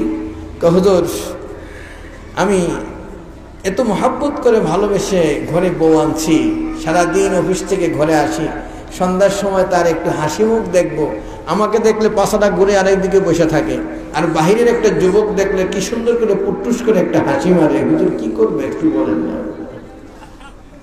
বলেন তো এখানে কি দোয়ায় কাজ হবে? কথা বলেন না কেন? এখন ডাক্তারের কাছে গেলে খালি এখন টেস্ট দে। আমরাও চিন্তা করছি, আগে হুজুরের কাছে আইলে খালি ফু দিয়ে দিতাম, এখন একটু টেস্ট করে দেখি। বললাম যে বাবা তুমি যে সারা মাস চাকরি করো, টাকা কি নিজের কাছে রাখো না বউর হাতে দাও? হুজুর আদরের বউ, সব তার কাছে দিয়ে দিই। হ্যাঁ, আমার সব টাকা তার কাছে থাকে, তোমার মন মতো খরচ করো, যা থাকে তুমি আমাকে দিবি। এই হলো তার মনের কথা। স্ত্রী সুন্দর করে স্বামীর থেকে এরকম অধিকার পাইয়া 9টার সময় যুবক যায় অফিসের দিকে, আর স্ত্রী টাকার প্যাকেট নিয়ে যায় নিউ মার্কেটের দিকে। কি কথা কি বুঝতে পারছেন? সারাদিন যুবকদের ধাক্কা খেয়ে সন্ধ্যার সময় ঘরে আসে, ওই তার কালো স্বামী, 1.5 ব্যাটারি স্বামী, লেলিফুট স্বামী, এটা আর তার পছন্দ হয় না। ধিক্কার এই সমস্ত যুবকদেরকে। আজকে যারা এখানে বসা আছো, এই ছেলেটা যদি তাকে ঘরের ভিতরে রাখতো, পর্দার ভিতরে রাখতো, সে মনে করতো আমার স্বামীর চেয়ে আদর্শ যুবক পৃথিবীতে দ্বিতীয়টা আর নাই। কথা বলেন ঠিক না ঠিক? কি বিশ্বাস হয় কথা বুঝে? আজ তোমাদেরকে এই কথা বলি বলার উদ্দেশ্য হলো একটাই, রে বাবা তুমি জানো না এই পৃথিবীর মধ্যে বাপ মার অবাধ্য হয়ে তুমি কাজটা করেছি না, ঘরের মধ্যে অশান্তির দাবানল দাও দাও করে জ্বলছে, আর মেয়েটাকে তুমি ঘর থেকে বের করে দিয়েছ। পৃথিবীর যত ভালো মানুষ দেখো, যত মানুষ এই পৃথিবীতে এসেছে, প্রত্যেকের মা ভালো ছিল, একটা লোক দেখাতে পারবে না যার মা খারাপ ছিল। बाप वाला तार बेटा भाला, माँ वाला तार जी, गाय वाला तार बसुर भाला, दूध भाला तार घी। माँ যদি ভালো হয় সন্তানটা ভালো হয়, মা যদি ভালো হয় মেয়েটা ভালো হয়, একজন মা যদি ভালো হয় একটা এলাকা ভালো হয়ে যায়। কি বিশ্বাস হয় আপনাদের? কি বলেন, বিশ্বাস হয়? আমার ভাইদেরকে বলবো যারা এখানে বসা আছেন, আপনারা অনেকেই তো সুন্দরবন গেছেন, কেউ যান নাই সুন্দরবন? সুন্দরবন না গেলেও নাম শুনছেন সুন্দরবন, একটু গল্প করে যাই। বলেন তো দেখি, যে সুন্দরবনে হরিণ আছে সেই সুন্দরবনে বাঘ আছে কিনা? বাঘ আর হরিণ কি একসাথে থাকতে পারে? তাইলে একই বনের মধ্যে বাঘও থাকে, একই বনের মধ্যে কি থাকে? হরিণও থাকে। বাঘ আর হরিণের মধ্যে সম্পর্ক কেমন? দাকুমরা সম্পর্ক। বাঘ যখন হরিণকে দেখে তখন আদর করে ধরে না খায়, আর হরিণ যখন বাঘকে দেখে লেজটা উঁচু করে দৌড়ায়। কি বিশ্বাস হয় আপনাদের? এখন আপনাদের কাছে প্রশ্ন হলো, একই বনে হরিণও থাকে, একই বনে বাঘও, কারণটা কি বলেন? কারণ হলো, আজকের এই পশ্চিম বরালী এলাকাবাসীর যুবকেরা যদি পিকনিক করতে সুন্দরবনে যায়, গাড়ি নিয়ে গিয়ে সুন্দর করে ঠেলা দিয়ে সুন্দরবনের ভিতরে চলে গিয়ে হরিণের লম্বা শিং ধরে আল্লাহু আকবার জবাই করে, কি বলেন ঠিক কিনা? এখন কি ইচ্ছা করলে হরিণ এনে খাওয়া যাবে? সেখানে যাওয়ার পরে রয়্যাল বেঙ্গল টাইগার হলো সুন্দরবনের সিকিউরিটি গার্ড, হরিণের জন্য সিকিউরিটি গার্ড হলো রয়্যাল বেঙ্গল টাইগার। গেলেই সেখানে সে দাঁড়িয়ে আছে, আগে তোমার মাথা দিতে হবে, তারপরে হরিণ খাইতে হবে, উপায় নাই। কি কথা কি বুঝাইতে পারছি?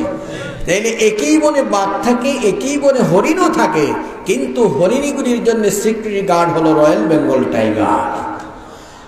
বন্ধু, কথা বুঝানোর জন্য এই পৃথিবীর মধ্যে যখন হাদিকাতুল হায়াওয়ান নামক একটি কিতাব আছে, এই কিতাবের মধ্যে লেখা, যেই হরিণটা বাঘকে আড়াল করে 3 বছর 4 বছর 5 বছর তার জীবনটাকে কাটায়, এই 5 বছর পরে ওই হরিণীর পেটের মধ্যে আল্লাহ কস্তুরী আর মৃগনাভি দান করে, যেটার দাম লক্ষ লক্ষ টাকা, কোটি টাকা দিয়ে কিনতে হয়। মৃগনাভি আর কস্তুরী 1 নম্বরটা পেতে হলে কঠিন বিপদের মধ্যে পাওয়া যায় না।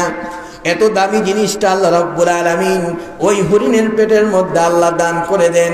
আমার ভাইদেরকে বলি, এই কথা বলার উদ্দেশ্য হলো একটাই, যে হরিণটা বাঘকে আড়াল করে থাকার কারণে এত বড় নেয়ামতটা আল্লাহ দান করেছে। একই ঘরে পুরুষ থাকবে, একই ঘরে মহিলারাও থাকবে। পুরুষরা হলো নারীদের জন্য সিকিউরিটি গার্ড। যদি মনে করা হয় নারীদেরকে আলাদা ঘরের মধ্যে রাখবো, পুরুষরা আলাদা ঘরে থাকবে, ওই ঘরের দরজা জানালা একটাও থাকবে না, রাত্রে ভেঙ্গে তছনছ করে ফেলবে। আমার আল্লাহ রাব্বুল আলামিন পুরুষদেরকে নারীদের জন্য সিকিউরিটি গার্ড বানিয়ে দিলেন। একই ঘরে পুরুষ, একই ঘরে নারী থাকবে, কিন্তু তার কণ্ঠটাও পর্দা করে দিলেন। আলহামু আল মাউত, বুখারী শরীফের হাদিস। আমার নবী বলে দিলেন, দেবর হলো বাবির জন্য আজরাইলের মতো, আজরাইলকে যেমন ভয় পাবে দেবরকেও মন ভয় পাবে। ও বন্ধু, আল্লাহ রাব্বুল আলামিন কি চমৎকার করে দিলেন, যেই মেয়েটা তার সতীত্বকে রক্ষা করে, ওই ঘরের মধ্যে 1 দিন 2 দিন 3 দিন নয়, 16টা বছর 18টা বছর যখন ওই ঘরে থেকে সৎ পাত্রে তাকে দান করা হবে, আমার আল্লাহ রাব্বুল আলামিন ওই মায়ের পেটের মধ্যে এরকম কস্তুরী আর মৃগনাভি দান করে। কি বলেন, কথা ঠিক না ঠিক? আমার মায়েদের পেটের মধ্যে কস্তুরী হলো কত দামি জিনিস। তাদের পেটের মধ্যে কস্তুরী হলো আব্দুল কাদের জিলানী, তাদের পেটের মধ্যে কস্তুরী হলো শাহজালাল ইয়ামানি, তাদের পেটের মধ্যে কস্তুরী হলো শর্ষিনার শাহ সুফি নেসারউদ্দিন রহমাতুল্লাহ আলাইহি, তাদের পেটের মধ্যে কস্তুরী হলো সন্তোষপুরের মোহাম্মদ বিন মুসলিউদ্দিন। কি বলেন, কথা ঠিক না ঠিক? আজকে ভালো মানুষ তৈরি হতে হলে ভালো একজন মায়ের প্রয়োজন। আজকে যুবক, আজকে তোমার জীবনটাকে সুন্দর করো মা, আজকে তোমার জীবনটাকে সুন্দর করো। একটা মেয়ে যখন ঘর থেকে বের হয়, শয়তান 2টা চোখ উঁচু করে তার দিকে তাকায়, পিছন দিক থেকে ধাওয়া করতে থাকে। রাসূল বলছেন, 40টা পুরুষের সাথে যখন একটা মেয়ের দেখা হয়, ওই মেয়েটার মেয়ে থাকে না, লেডিস থাকে না, তার নাম চেঞ্জ হয়ে যায়, তার নাম হয় দায়ুস। আর দায়ুসু লা ইয়াদখুলুল জান্নাহ ওয়ালা রিহা, ওই মেয়েটা জান্নাতে যাবে না, জান্নাতের ঘ্রাণও কখনো পাবে না। আস্তে বলবেন নাউজুবিল্লাহ, জোরে বলেন নাউজুবিল্লাহ। ও বন্ধু, আজকে যারা এখানে বসে আছেন, আপনাদেরকে নিয়ে যাচ্ছি, একটু সামনের দিকে আসেন। ডাক্তার আব্দুল বার সুন্দর করে লিখে দিলেন, মনের প্রশান্তি পৃথিবীর কোনো জিনিসের দ্বারা হয় না। আল্লাহ রাব্বুল আলামিন বলে দিলেন আল্লাযীনা আমানু ওয়া তাতমাইন্নু কুলুবুহুম বিযিকরিল্লাহ আলা আলা বিযিকরিল্লাহি তাতমাইন্নুল কুলুব। সুবহানাল্লাহ। পৃথিবীর মধ্যে মনের প্রশান্তি, দিনের প্রশান্তি একটা জিনিসের দ্বারা হয়, সেটা হলো আল্লাহর জিকির। সেটা কি? আরেকটু জোরে বলতে হবে কি? আরো জোরে বলেন কি? সেই জিকির করতে রাজি আছে? আলহামদুলিল্লাহ। আমার ভাইদেরকে আরেকটু সামনের দিকে নিয়ে যায়, যেহেতু রাত্র 12টা বেজে গেছে। আরেকটু কথা কি শুনবেন না শেষ করবেন? কি শুনতে রাজি আছে? মোহাব্বতে একটু দুরূদ শরীফ পড়েন সাল্লাল্লাহু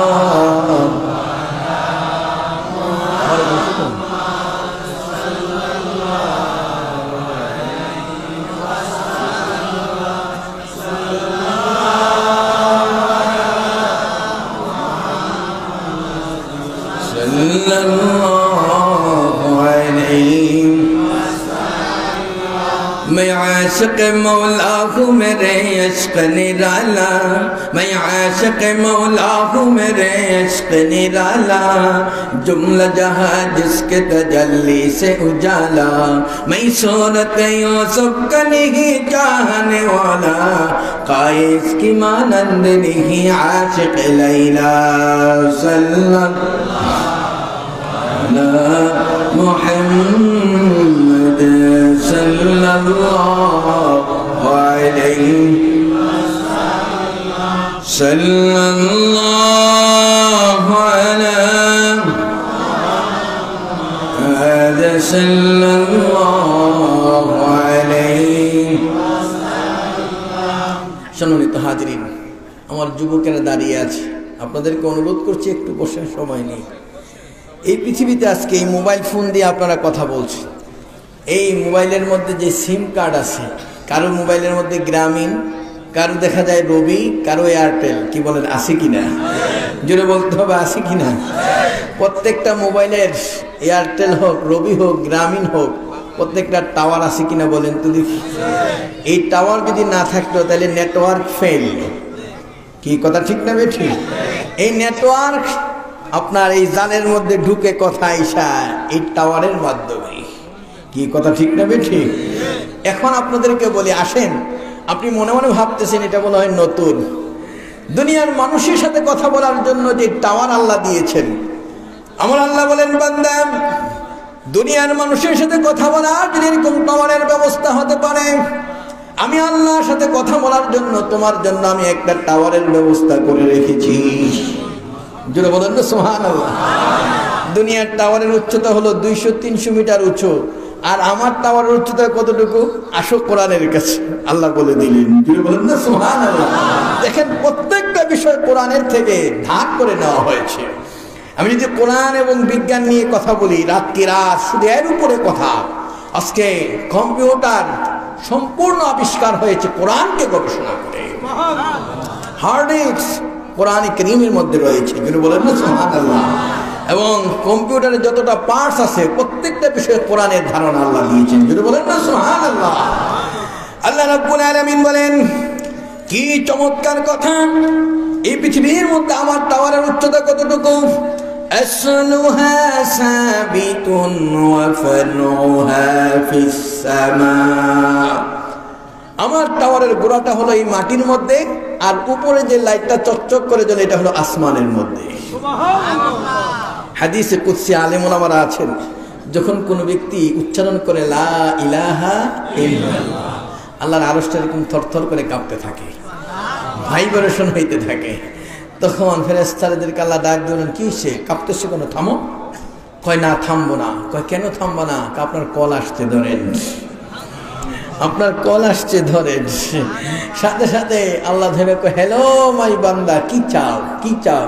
আপনি কিন্তু লা ইলাহা ইল্লাল্লাহ একবার বলে আর কিছু করতেন না। আল্লাহ বান্দা একবার আল্লাহকে ডাকবে, আমার আল্লাহ আরশ থেকে 70 বার বান্দা বলে ডাকবে। আল্লাহর মেসেজটা 70 বার, তোমার মেসেজ একবার। কয়বার? আল্লাহর মেসেজ কয়বার? জোরে বলতে হবে, কয়বার? হাদিসের কথা বলে গেলাম। লা ইলাহা জোরে বলেন না সুবহানাল্লাহ। এখন আপনাদেরকে বলি, আমার যুবকদেরকে একটা প্রশ্ন করব আজকে, এই ওয়ার্ডটা যাতে মনে থাকে আগামী বছর পর্যন্ত। তোমরা বলো তো দেখি, যারা কম্পিউটার চালাচ্ছ, ইন্টারনেট চালাও, এই ল্যাপটপ চালাও, এই কম্পিউটারের নিজস্ব যে সংখ্যাটা আছে এটা কত? বাইনারি যে সংখ্যাটা, বাইট, যেটার দ্বারা কম্পিউটার নিজস্ব কোনো সংখ্যা নাই, সারা পৃথিবীটাকে নিয়ন্ত্রণ করে যে কম্পিউটার, এই সংখ্যাটা কত বলো দেখি। একজন যুবক চাই, এলে আজকে কিন্তু এই যুবকদেরকে মনে কর ব্যর্থ যুবক সব, কি বলেন? মাশাআল্লাহ, একজন পাওয়া গেছে। পাসওয়ার্ড না, পুরা সংখ্যাটাই হলো এই বাইনারি যে সংখ্যাটা, বাইট। আপনাদের হুজুর বইলা ফেলছে, হুজুরে জানে কম্পিউটার চালায়, তাইলে বুঝে গেল। সেই সংখ্যাটা হলো 01। কি জোরে বলতে হবে? কি আরো জোরে বলেন, কত? মনে থাকবে। কম্পিউটারের বাইনারি সংখ্যাটা কত? জোরে বলেন, কি? এখন আপনাদেরকে প্রশ্ন করি, 01 দিয়ে শুরু হলো। এখন এতক্ষণ পর্যন্ত এটা মাথার মধ্যে ঢুকানোর জন্য যে 01 না হয়ে 41 হইতে পারতো, 31 হইতে পারতো, 61 হইতে পারতো, কিন্তু কম্পিউটারের বাইনারি সংখ্যাটা, নেটওয়ার্কের টাওয়ারের সাথে যোগাযোগের এই সুন্দর সংখ্যাটা 01 কেন হলো? এখন বলেন। আমার ভাইদেরকে বলি, আসো, তুমি ইহুদি হও, খ্রিস্টান হও, হিন্দু হও, বৌদ্ধ হও, যে হও না কেন, ওরে তোমার 01 ছাড়া আজকে কম্পিউটার চালাতে পারবে না, পৃথিবী চলবে না, অচল হয়ে যাবে। 01-এর কাছে তোমাকে আসতেই হবে, আসতেই হবে, আসতেই হবে। 01 কোনটা? সেই জন্য আমার আল্লাহ রাব্বুল আলামিন কোরআনে সেই তথ্য দিয়ে দিলেন। 01 হলো লা ইলাহা ইল্লাল্লাহ। লা ইলাহা, লা ইলাহা কিছুই নাই, লা ইলাহা কিছুই নাই, ছেলে নাই, মেয়ে নাই, স্ত্রী নাই, পরিজন নাই, আপনজন নাই, আমি নাই, দুনিয়া নাই, সব শেষ। এটা হলো 0। যেটা বলেন না সুবহানাল্লাহ। ইল্লাল্লাহ হলো একমাত্র আল্লাহ ছাড়া আর কিছুই নাই। এই জন্য সারা পৃথিবী সমস্ত কিছু আজকে চলছে, নিয়ন্ত্রণ হচ্ছে 01 দিয়ে। যেটা বলেন না সুবহানাল্লাহ। বিশ্বাস হয় আপনাদের কথা? 01 পাইছেন? এখন বলবেন হুজুর 01 দিয়ে কেন? এই 01 হলো লা ইলাহা ইল্লাল্লাহ। যেই হোক না কেন, এটা ছাড়া উপায় নাই। আপনি যান কম্পিউটার চালাতে যাবেন 01, নেটওয়ার্ক চালাতে যাবেন 01, আপনি সারা পৃথিবী নিয়ন্ত্রণ করবেন, সেখানে 01। এই সংখ্যা ছাড়া 41 কেন দিল না? এটাই হলো লা ইলাহা ইল্লাল্লাহ। কি কথাকে বুঝাইতে পারছি আপনাদেরকে? এটা হলো লা ইলাহা হলো নেগেটিভ, ইল্লাল্লাহ হলো পজিটিভ। এই নেগেটিভ পজিটিভ ছাড়া যেমন মাইক চলে না, বাতি জ্বলে না, পোলা মায়া আন্ডা বাচ্চা ঘোরাঘেরাও হয় না, ঠিক তদ্রূপভাবে 01 ছাড়া আল্লাহকে পাওয়া যায় না। জোরে বলেন না সুবহানাল্লাহ। ও বন্ধু আসুন, আল্লাহ রাব্বুল আলামিনের হাবিব কত সুন্দর, তিনি এমন নবী ছিলেন, সাহাবায়ে কেরাম তাদের মনের আশা নিয়ে রাসূলের সামনে চলে যেতেন।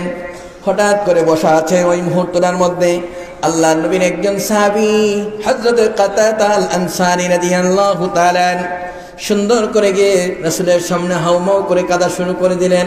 দুই চোখ দিয়ে জলজল করে পানি পড়ছে আর কাঁদতেছে। আমার নবী তাকিয়ে বললেন, কাদাদা রে, এত কান্না কখনো দেখি নাই, তুমি কেন কাঁদতেছো একটু বলো না। কান্না আরো বেশি বেড়ে গেল। ওই মুহূর্তে আমার নবী তার হাত ধরে বললেন, কি হয়েছে বলো না। ইয়া রাসূলুল্লাহ, আমি এই জন্য কাঁদতেছি, আমার কলিজার টুকরা সন্তান, যে ছেলেটাকে আমি জন্ম দিয়েছি, আমার জন্ম দেওয়া সন্তান আরবের সবচেয়ে বড় ডাকাত, সন্ত্রাস, আরবের সবচেয়ে বড় খারাপ মানুষ। হুজুর আপনার কাছে এসেছি এই জন্য, আপনি একটু দোয়া করে দেন আল্লাহ রাব্বুল আলামিন যেন আমার ছেলেটাকে হেদায়েত দিয়ে দেন। আমার ভাইয়েরা যারা বসা আছেন, ও যুবকেরা, এই পৃথিবীর মধ্যে একজন বাবার জন্য, মায়ের জন্য সবচেয়ে বড় বিপদ কোনটা বলেন তো দেখি? কে আছেন একটু বলতে পারেন? সবচেয়ে বড় বিপদ কোনটা? যদি সন্তান যদি খারাপ হয়। কি বলেন, কথা ঠিক কিনা? যদি এই পৃথিবীর মধ্যে একজন বাবার জন্য, মায়ের জন্য সবচেয়ে বড় বিপদ হলো যদি সন্তান কি হয়? খারাপ হয়। কি বলেন, ঠিক কিনা? সমাজে মুখ দেখাতে পারে না, রাস্তায় বের হতে পারে না, চোখের পানি ছেড়ে ছেড়ে কাঁদে, কাউকে বলতে পারে না, আল্লাহ আমার ছেলেটাকে তুমি হেদায়েত দাও, হুজুরের কাছে দোয়া চাই, হুজুর দোয়া করেন, আমার ছেলেটা কথা শুনে না, মেয়েটা কথা শুনে না। এখন আপনাদেরকে বলি, ও বন্ধু, বাবার চোখের পানি পড়ছে তোমার জন্য, মায়ের চোখের পানি পড়ছে তোমার জন্য, কারণ সে সবচেয়ে বড় বিপদগ্রস্ত তোমাকে জন্ম দিয়েছে। কি কথা ঠিক না বেঠিক? আল্লাহ নবী দোয়া করে দিলেন, বাবা ঘরে গেলেন, বারবার তাকাচ্ছেন আমার নবীর দোয়াটা কবুল হলো কিনা। চোখের পানি ছেড়ে ছেড়ে কাঁদতেছে, দেখে ছেলের কোনো পরিবর্তন নাই, কিন্তু আল্লাহর আদালতে আমার নবীর দোয়া মঞ্জুর হয়ে যায়। ঠিক শেষ মুহূর্তটার মধ্যে পরিস্থিতি এমন হলো, রাত যখন গভীর হয়ে গেছে, 2টা বেজে গেল, সন্তানটা ঘর থেকে বের হয়, ওই যুবকটা আস্তে করে আমার নবীর দরজায় গিয়ে নক করেছে। নক করার সাথে সাথে রাসূল দরজা খুলে দিয়ে তাকিয়ে দেখে ওই যুবক আমার ঘরের সামনে দাঁড়ানো। কে গো যুবক, তুমি এখানে কেন আসছো, একটু বলো না। যুবক চোখের পানি ছেড়ে দিয়ে কাঁদে আর বলে, ইয়া রাসূলুল্লাহ, ইয়া হাবিবাল্লাহ, আমি বুঝতে পারি নাই, ভুল করে ফেলেছি, আমাকে ক্ষমা করে দেন আর আমাকে পড়ায়া দেন লা ইলাহা ইল্লাল্লাহু মুহাম্মাদুর রাসূলুল্লাহ। কলেমা পড়ে যখন মুসলমান হয়ে গেলেন, বাড়িতে চলে গেছে আরবের সবচেয়ে বড় ডাকাত সন্ত্রাস। আমার যুবকদেরকে এতটুকু কথা বোঝানোর জন্য, ওই যুবকটা ঘরে যাওয়ার পরে যখন সকাল হয়ে গেল, 10টা বেজে গেছে, 11টা বেজে গেল, 12টা বেজে গেল, প্রত্যেক দিন ঘুম থেকে জাগ্রত হয়ে ডাকাতি করার জন্য বের হয়ে যায়, সন্ত্রাসী করতে যায়। আজ সে চিন্তা করতেছে, আমি তো আগের মতো যুবক নাই, আমি তো মুসলমান, আমি তো মুসলমান, আমি তো মুসলমান। প্রত্যেক দিনের মতো যেখানে গিয়ে ডাকাতি করতো সেখানে গিয়ে দাঁড়িয়ে আছে। আজকে তার সামনে দিয়ে মানুষ হেঁটে যায়, কাউকে কিছু বলে না। কি যেন ভদ্র নিয়ে কি যেন চিন্তা করছে, কি যেন ভাবতেছে। ওই অবস্থার মধ্যে যুবক দাঁড়ানো আছে। আসরের পরে সন্ধ্যার এক মুহূর্তে সকলে মনে করে যে এখন আর কোনো ডাকাত আর সন্ত্রাস এখানে পাওয়া যাবে না। একটা সুন্দরী রূপসী মেয়ে ওই মাঠের উপর দিয়ে যাইতেছিল। মেয়েটা যখন মাঠের মাঝখানে চলে আসছে, দেখতেছে যুবকটা দাঁড়িয়ে আছে। ওই যুবকটাকে দেখে মেয়েটা এক পা আগায় আবার পিছায়, এক পা আগায় আবার পিছায়। যুবকটা যখন এই দৃশ্যটা দেখে সামনের দিকে অগ্রসর হলো, ওই মেয়েটা যুবকের ভয়ে থরথর করে কেঁপে মাঠের মধ্যে বেহুশ হয়ে পড়ে যায়। যুবক দৌড়ে মেয়েটার পাশে চলে আসছে। কি হলো মেয়েটার? মাথার পাশে দাঁড়িয়ে 2 চোখের পানি ছেড়ে দিয়ে কাঁদতেছে আর বলতেছে, মা, এত সুন্দর করে হেঁটে হেঁটে আসলা, এই জায়গায় এসে কেন বেহুশ হয়ে গেলা? কি হয়েছে তোমার? কি কারণে তুমি এখানে বেহুশ হয়েছো, একটু বলো না। 1 বার 2 বার 3 বার বলার পরে মেয়ে কোনো কথা বলে না। 4র্থবার আবার আবেগ মাখা, মায়া মাখা কথায় সুন্দর করে যখন মা বলে ডাক দিতেছে, মেয়েটা 2টা চোখ খুলে তাকিয়ে দেখে যেই যুবকের ভয় আমি বেহুশ হলাম, ওই যুবকটাই আমার মাথার পাশে দাঁড়িয়ে আমাকে মা মা বলে ডাকতেছে। আমার যুবকদেরকে বলি, মেয়েটা হাউমাউ করে কেঁদে দিয়ে 2 গাল বেয়ে বেয়ে পানি পড়ছে আর কাঁদতেছে। যুবকের দিকে তাকিয়ে বলে, কে গো যুবক, তুমি এত সুন্দর করে আমাকে মা বলে ডাকছ? আমি তো মনে করেছি তুমি আমার চরিত্রের উপর আঘাত দিবে, আমি তো মনে করেছি তুমি আমার সতীত্বকে নষ্ট করে ফেলবে, আমি তো মনে করেছি তুমি আমার জীবনটাকে শেষ করে দিবে। যুবক রে, কোথায় তোমার বাড়ি, কোথায় তোমার ঘর? এত সুন্দর করে আমাকে মা মা বলে ডাকতেছ। যুবকটা এই কথা শোনার পরে তার কান্না আরো বেড়ে গেল। গাল বেয়ে বেয়ে পানি পড়ছে, পুরা বুক ভিজে যাচ্ছে। দীর্ঘ সময় কান্নার পরে যুবকটা বলছে, মা, তুমি যা বলছো সত্যি বলছো, মিথ্যা বলো নাই। আল্লাহি, আল্লাহর কসম খেয়ে বলছি, গত দিনও যদি তুমি এই রাস্তা দিয়ে হেঁটে যেতে, আমি যুবকের হাত থেকে তোমার চরিত্র রক্ষা হতো না, তোমার উপরে আঘাত আসতো, তোমার জীবন শেষ হয়ে যেত। তুমি জানো না, আমি আর আগের যুবক নাই। আজকে রাত্রে গিয়ে বিশ্ব নবীর হাতে হাত দিয়ে আমি মুসলমান হয়েছি। আমি মুসলমান যুবক, আমি মুসলমান যুবক, আজকে তোমাকে বলি শুনে রাখো, তুমি সাক্ষী থাকো। এই দেশের মধ্যে, এই জাজিরাতুল আরবের মধ্যে, এলাকার মধ্যে পৃথিবীর কোনো ব্যক্তির ভয় নাই, কোনো ডাকাতের ভয় নাই, কোনো সন্ত্রাসের ভয় নাই, কোনো মানুষের ভয় নাই। একমাত্র একটাই ভয় এই জায়গার মধ্যে, আজ থেকে তুমি সাক্ষী থাকো, সেই ভয়টা হলো একমাত্র আমার আল্লাহর ভয়। আরে বলেন না সুবহানাল্লাহ। পৃথিবীর কোনো ব্যক্তির ভয় নাই, কোনো মানুষের ভয় নাই, সেই ভয়টা হবে আল্লাহর ভয়। লা ইয়াখাফুনা ইল্লাল্লাহ। তুমি লিখে রাখতে পারো, মেয়েটা আশ্চর্য হয়ে গেল। একটা যুবক মাত্র মুসলমান হলো, কলেমা পড়েছে। এই কলেমার পাওয়ারটা এত বেশি রে বাবা। আজকে তোমার বাবা মুসলমান, তোমার দাদা মুসলমান, তোমার 14 গোষ্ঠী মুসলমান। ও যুবক রে, আজকে ঘর থেকে তুমি বের হতে পারো না।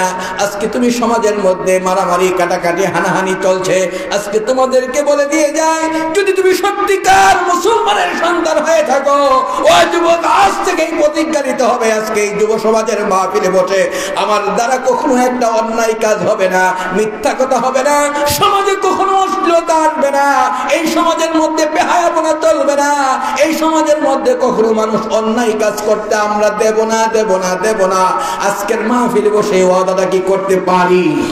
কে একটু হাত উঁচু করে দেখান না। নারায়ে তাকবীর, নারায়ে তাকবীর। আল কোরআনের আলো, আল হাদিসের আলো, কোরআন সুন্নাত যেখানে, নারায়ে তাকবীর। আল্লাহ যেন কবুল করে বলেন, আর জোরে বলেন আমিন। ভয় করবো কাকে? আরেকটু জোরে বলতে হবে কাকে? সে আল্লাহকে ভয় করতে কি রাজি আছি? কে রাজি আছে? একটু হাত উঁচু করে দেখান তো। নারায়ে তাকবীর। ছোট একটু ঘটনা বলেই শেষ করে দিচ্ছি, যেহেতু রাত্রে 12:30 বেজে যাচ্ছে। ইউসুফ নবীর নাম আপনারা শুনেছেন? মাশাআল্লাহ। পিছনের তারা মনে হয় শুনেন নাই, শুনছেন। আমি প্রথমেই বলছি, আজকে মাহফিল থেকে আজকে জান্নাতের মালিক হয়ে বাড়ি যাবে। ও যুবক, আজকে তোমার কপাল খুলে যেতে পারে। একটা কথা নিয়ে যদি তুমি যেতে পারো এখান থেকে, জীবনের জন্য মনে করবে এই মাহফিল তোমার মাইল ফলক হয়ে গেছে। আজকে তুমি এখানে বসে আছো, এমনও হতে পারে আগামী দিন থেকে তুমি যুবক, শ্রেষ্ঠ যুবক হয়ে যাবে। হযরত ইউসুফ 25 বছরের যুবক, কোরআনের তাফসীর আজকে শোনাচ্ছি।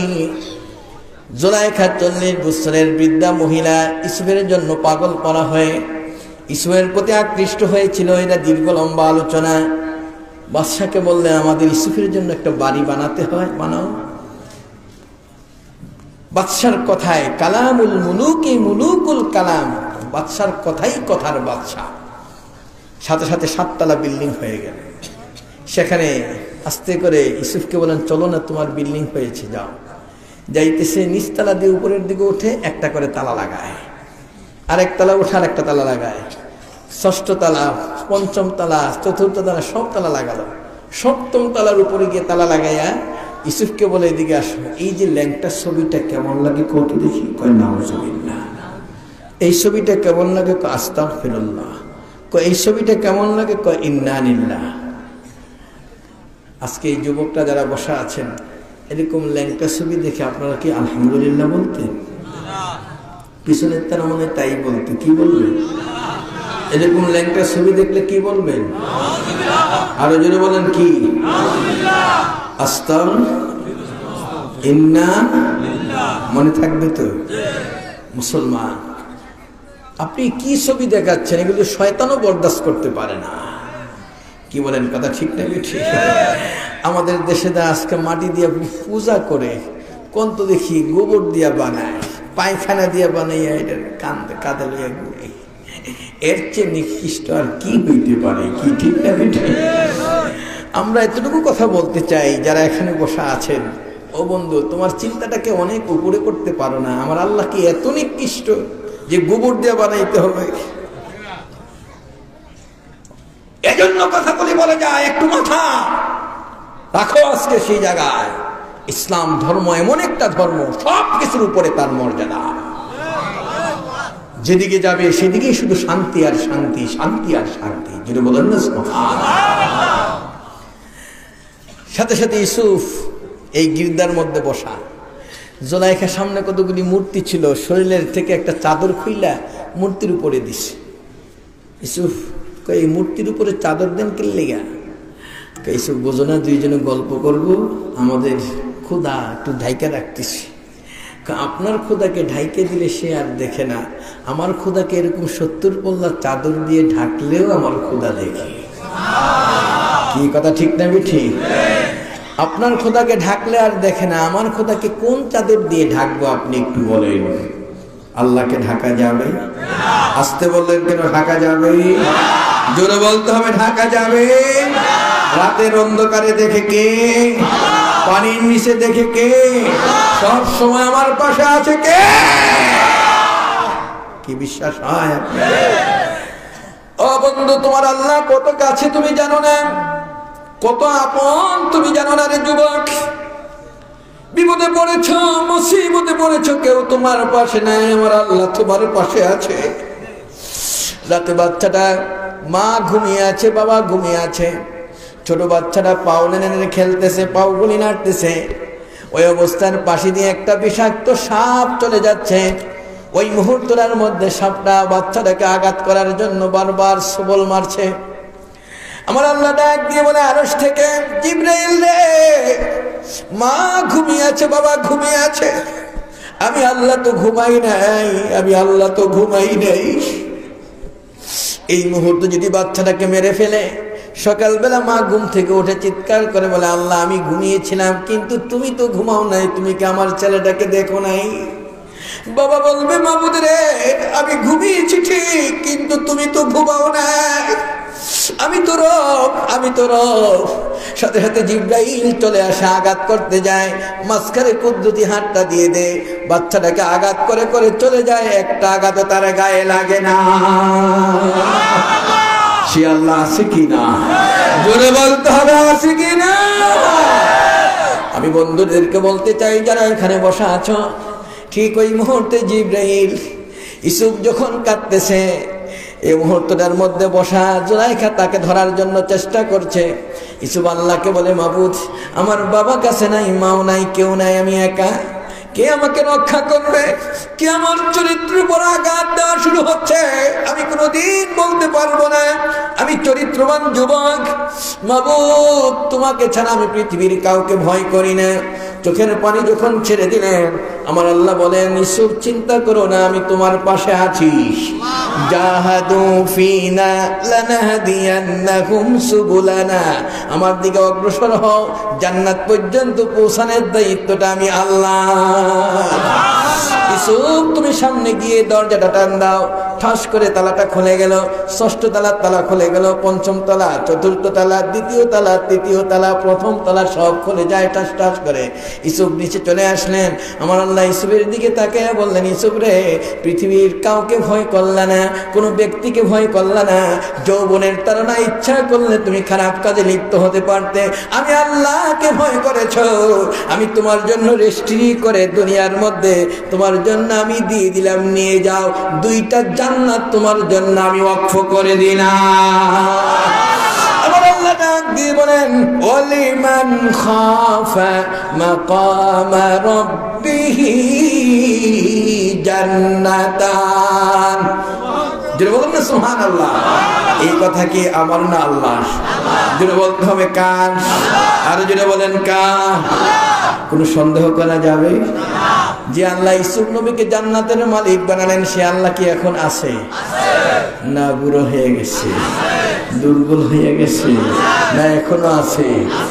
আমার কাছে এবং দূরে পিছনে যে যেখান থেকে শুনছো, আমার যুবকদেরকে বলতে চাই, ইউসুফ নবী যদি তার চরিত্রকে ঠিক রেখে জান্নাতের মালিক হতে পারে, আজ যারা এই মাহফিলে বসা আছো, আমার আল্লাহকে খুশি করার জন্য জীবনে যত আঘাত আসুক, যত প্রতিঘাত আসুক না কেন, তোমার সামনে ইন্টারনেট থাকবে, ফেসবুক থাকবে, আজকে ছবি থাকবে, ল্যাংটা ছবি থাকবে, তুমি একজন মুসলমানের ছেলে, ওই মুহূর্তের সাথে সাথে তো বলবে, আমার চোখগুলি দিয়ে আমি খারাপ জিনিস দেখবো না, খারাপ জিনিসের দিকে আমি তাকাবো না, আমি আল্লাহকে ভয় করব করব করব।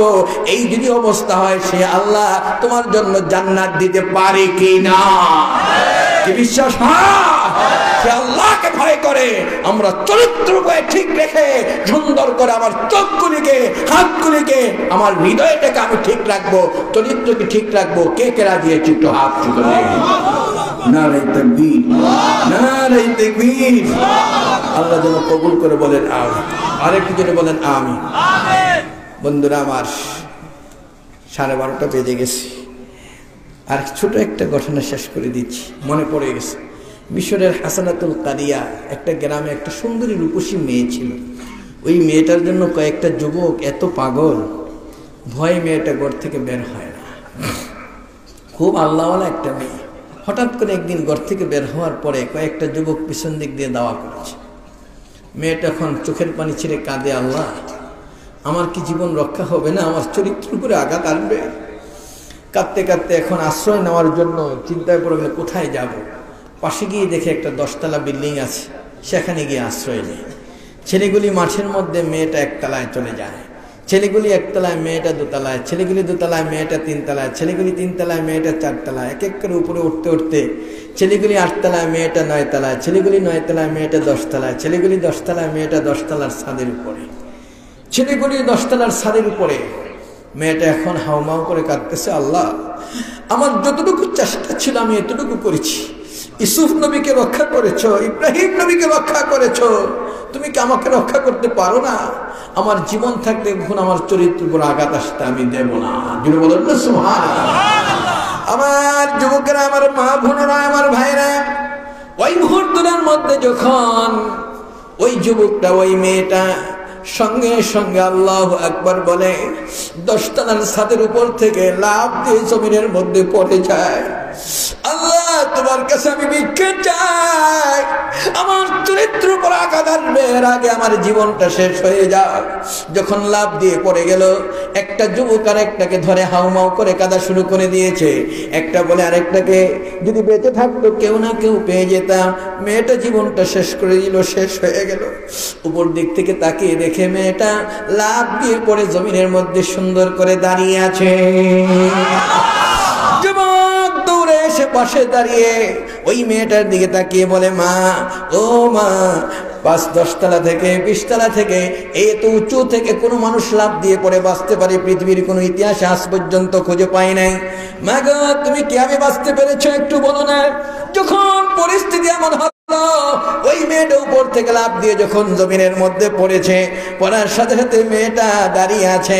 যুবকগুলি যখন কান্না ভেজা অবস্থায় মা মা বলে ডাকতেছে, মেয়েটা তখন শ্রদ্ধা ভরে ডাকা শোনার পরে ডাক দিয়ে বলতেছে, যুবকেরা রে, আমি তো মনে করেছি তোমরা আমার চরিত্রের উপর আঘাত দিবে। আমি পৃথিবীর কাউকে ভয় করি নাই, একমাত্র ভয় করেছি আমার আল্লাহকে। আর যারা বলেন কাকে? আল্লাহকে ভয় করেছি। কয় তাই নাকি? কাহা, আমি আল্লাহকে ভয় করে যখন লাফ দিয়ে জমিনের মধ্যে পড়ে গেলাম, আমি ওই অবস্থার মধ্যে দেখতেছি সুন্দর চেহারার 2টা যুবক আমার 2টা হাত ধরে আস্তে করে জমিনে রেখে চলে যায়। জাহাদু ফিনা লানাহদিয়ান্নাহুম সুবুলানা। বান্দা, তোমার কাজ হলো আল্লাহর দিকে অগ্রসর হওয়া, জান্নাত পর্যন্ত পৌঁছানোর দায়িত্বটা এটা তোমার না, এটা আমার আল্লাহ। আরো জোরে বলেন কার? ঘর থেকে বের হয়ে মাহফিল পর্যন্ত আসা তোমাদের দায়িত্ব ছিল।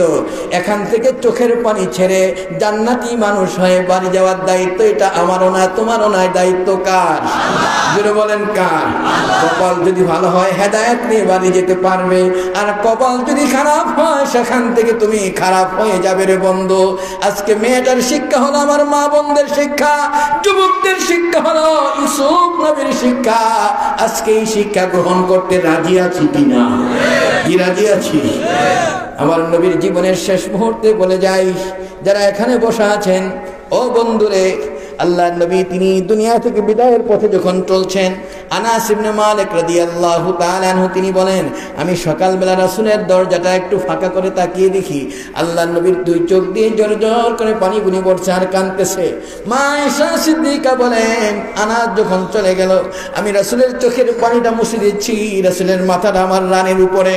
ওই অবস্থার মধ্যে রাসূল আমাকে ডাকলেন, আয়েশা এদিকে আসো। আমি কাছে যাওয়ার পরে রাসূল কি যেন বলতে চাচ্ছেন, একবার দুইবার কাছে নেওয়ার পরে কিছুই বলেন না, তৃতীয়বার আবার ডাকলেন। আমি যাওয়ার পরে রাসূল বলেন, আয়েশা আমার আর সময় বেশি নাই, আমি চলে যাব। আয়েশা রে, আমার শেষ মুহূর্তে তোমাকে একটা কথা বলে দিয়ে যাই, আমি দুনিয়া থেকে বিদায় হয়ে চলে যাব, আমার উম্মত যদি একটা আমল সুন্দর করে করতে পারে, আমি নবীর সাথে তার জান্নাত হয়ে যাবে। আয়েশা সিদ্দিকা মনে মনে ভাবলেন কোনো কঠিন আমলের কথা বলেন কিনা। একবার দুইবার তিনবার বলার পরে রাসূল তৃতীয়বার আবার ডাকলেন। ডাকার পর বলেন, আমার উম্মতকে জানাইয়া দিও। ঠিক আছে জানাবো, আমার উম্মতকে জানাইয়া দিও, জানাবো। হুজুর কোন আমল বলেন না, হুজুর কোন আমল বলেন না। আমার নবী জীবনের শেষ মুহূর্তে আয়েশা সিদ্দিকার হাত ধরে যে এটা উম্মতের জন্য শিক্ষা দিয়ে গেলেন, আমার জীবনের শেষ কথা, আসসালাত আসসালাত আসসালাতু ওয়া মা মালাকাত আইমানুকুম। আমি নবী চলে যাচ্ছি, তোমাদের জন্য রেখে গেলাম নামাজ নামাজ নামাজ। আর জোরে বলেন তো সুবহানাল্লাহ, আরেকটু জোরে বলেন সুবহানাল্লাহ। আমার নবীর সাথে জান্নাতে যেতে কি রাজি আছেন? পিছনের তারা বলে নাই কি রাজি আছি? কার কার মুহাব্বত আছে রাসূলের সাথে জান্নাতে যাওয়ার? একটু হাত দেখেন। নারে তাকবীর, নারে তাকবীর। বন্ধুরা আমার, রাসূলের সাথে জান্নাতে যাইতে কার না মনে চায়? কি বলেন, ঠিক কি না?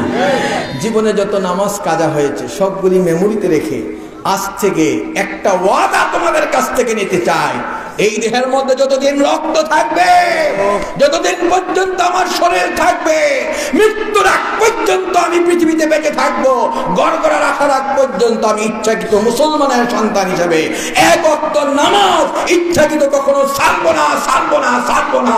এই ওয়াদাটা কি করতে পারি? একটু হাত উঁচু করে দেখান, দেখুন বলতে হাত ওঠে নাই সকলের, একটু দুই হাত উঁচু করে দেখান। নারে তাকবীর, নারে রিসালাত, রিসালে সব মাফি, নারে তাকবীর। আল্লাহ যেন কবুল করে বলেন আমিন। আরেকটু জোরে বলেন আমিন। হেদায়েতের মালিক কে? আল্লাহ। ওয়াদা করেছি কার সাথে? আল্লাহর সাথে। বন্ধুরা আমার, ওয়াদার খেলাফকারী কি জানেন? পিছনের তারা বলেন তো দেখি কি? আরেকটু জোরে বলেন কি? মুনাফিক। ইন্নাল মুনাফিকিনা ফিদ দারকিল আসফালি মিনান নার। মুনাফিক কাহাকে বলে জানেন? ওয়াদার খেলাফ করলে মুনাফিক হয়। আর ওয়াদা করছেন কার সাথে? আল্লাহর সাথে। চরিত্র ঠিক রাখবেন, ওয়াদা করছেন কার সাথে? আল্লাহর সাথে। মুনাফিক হইল তার শাস্তিটা কি? কাফের, মুশরিক, বেঈমান, ইহুদি, খ্রিস্টান এদেরকে শাস্তি দেওয়ার পরে যে ড্রেন দিয়ে রক্ত পুঁজ বের হবে, যে ড্রেনটা দিয়ে যাবে, ওই ড্রেনের নিচে যাদেরকে শাস্তি দেওয়া হবে, এই পুঁজ রক্তের মধ্যে যারা থাকবে তারা হলো মুনাফিক। এই জন্য কোরআনের আয়াত হলো আসফালি মিনান নার। কি কথা কি বুঝতে পেরেছেন? ওই জায়গায় থাকতে রাজি আছেন তো? কি খুশি মনে কে কে রাজি আছেন? একটু হাত জাগান তো দেখি।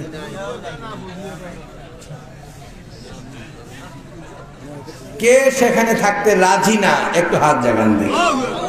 মাশাআল্লাহ, নারে তাকবীর।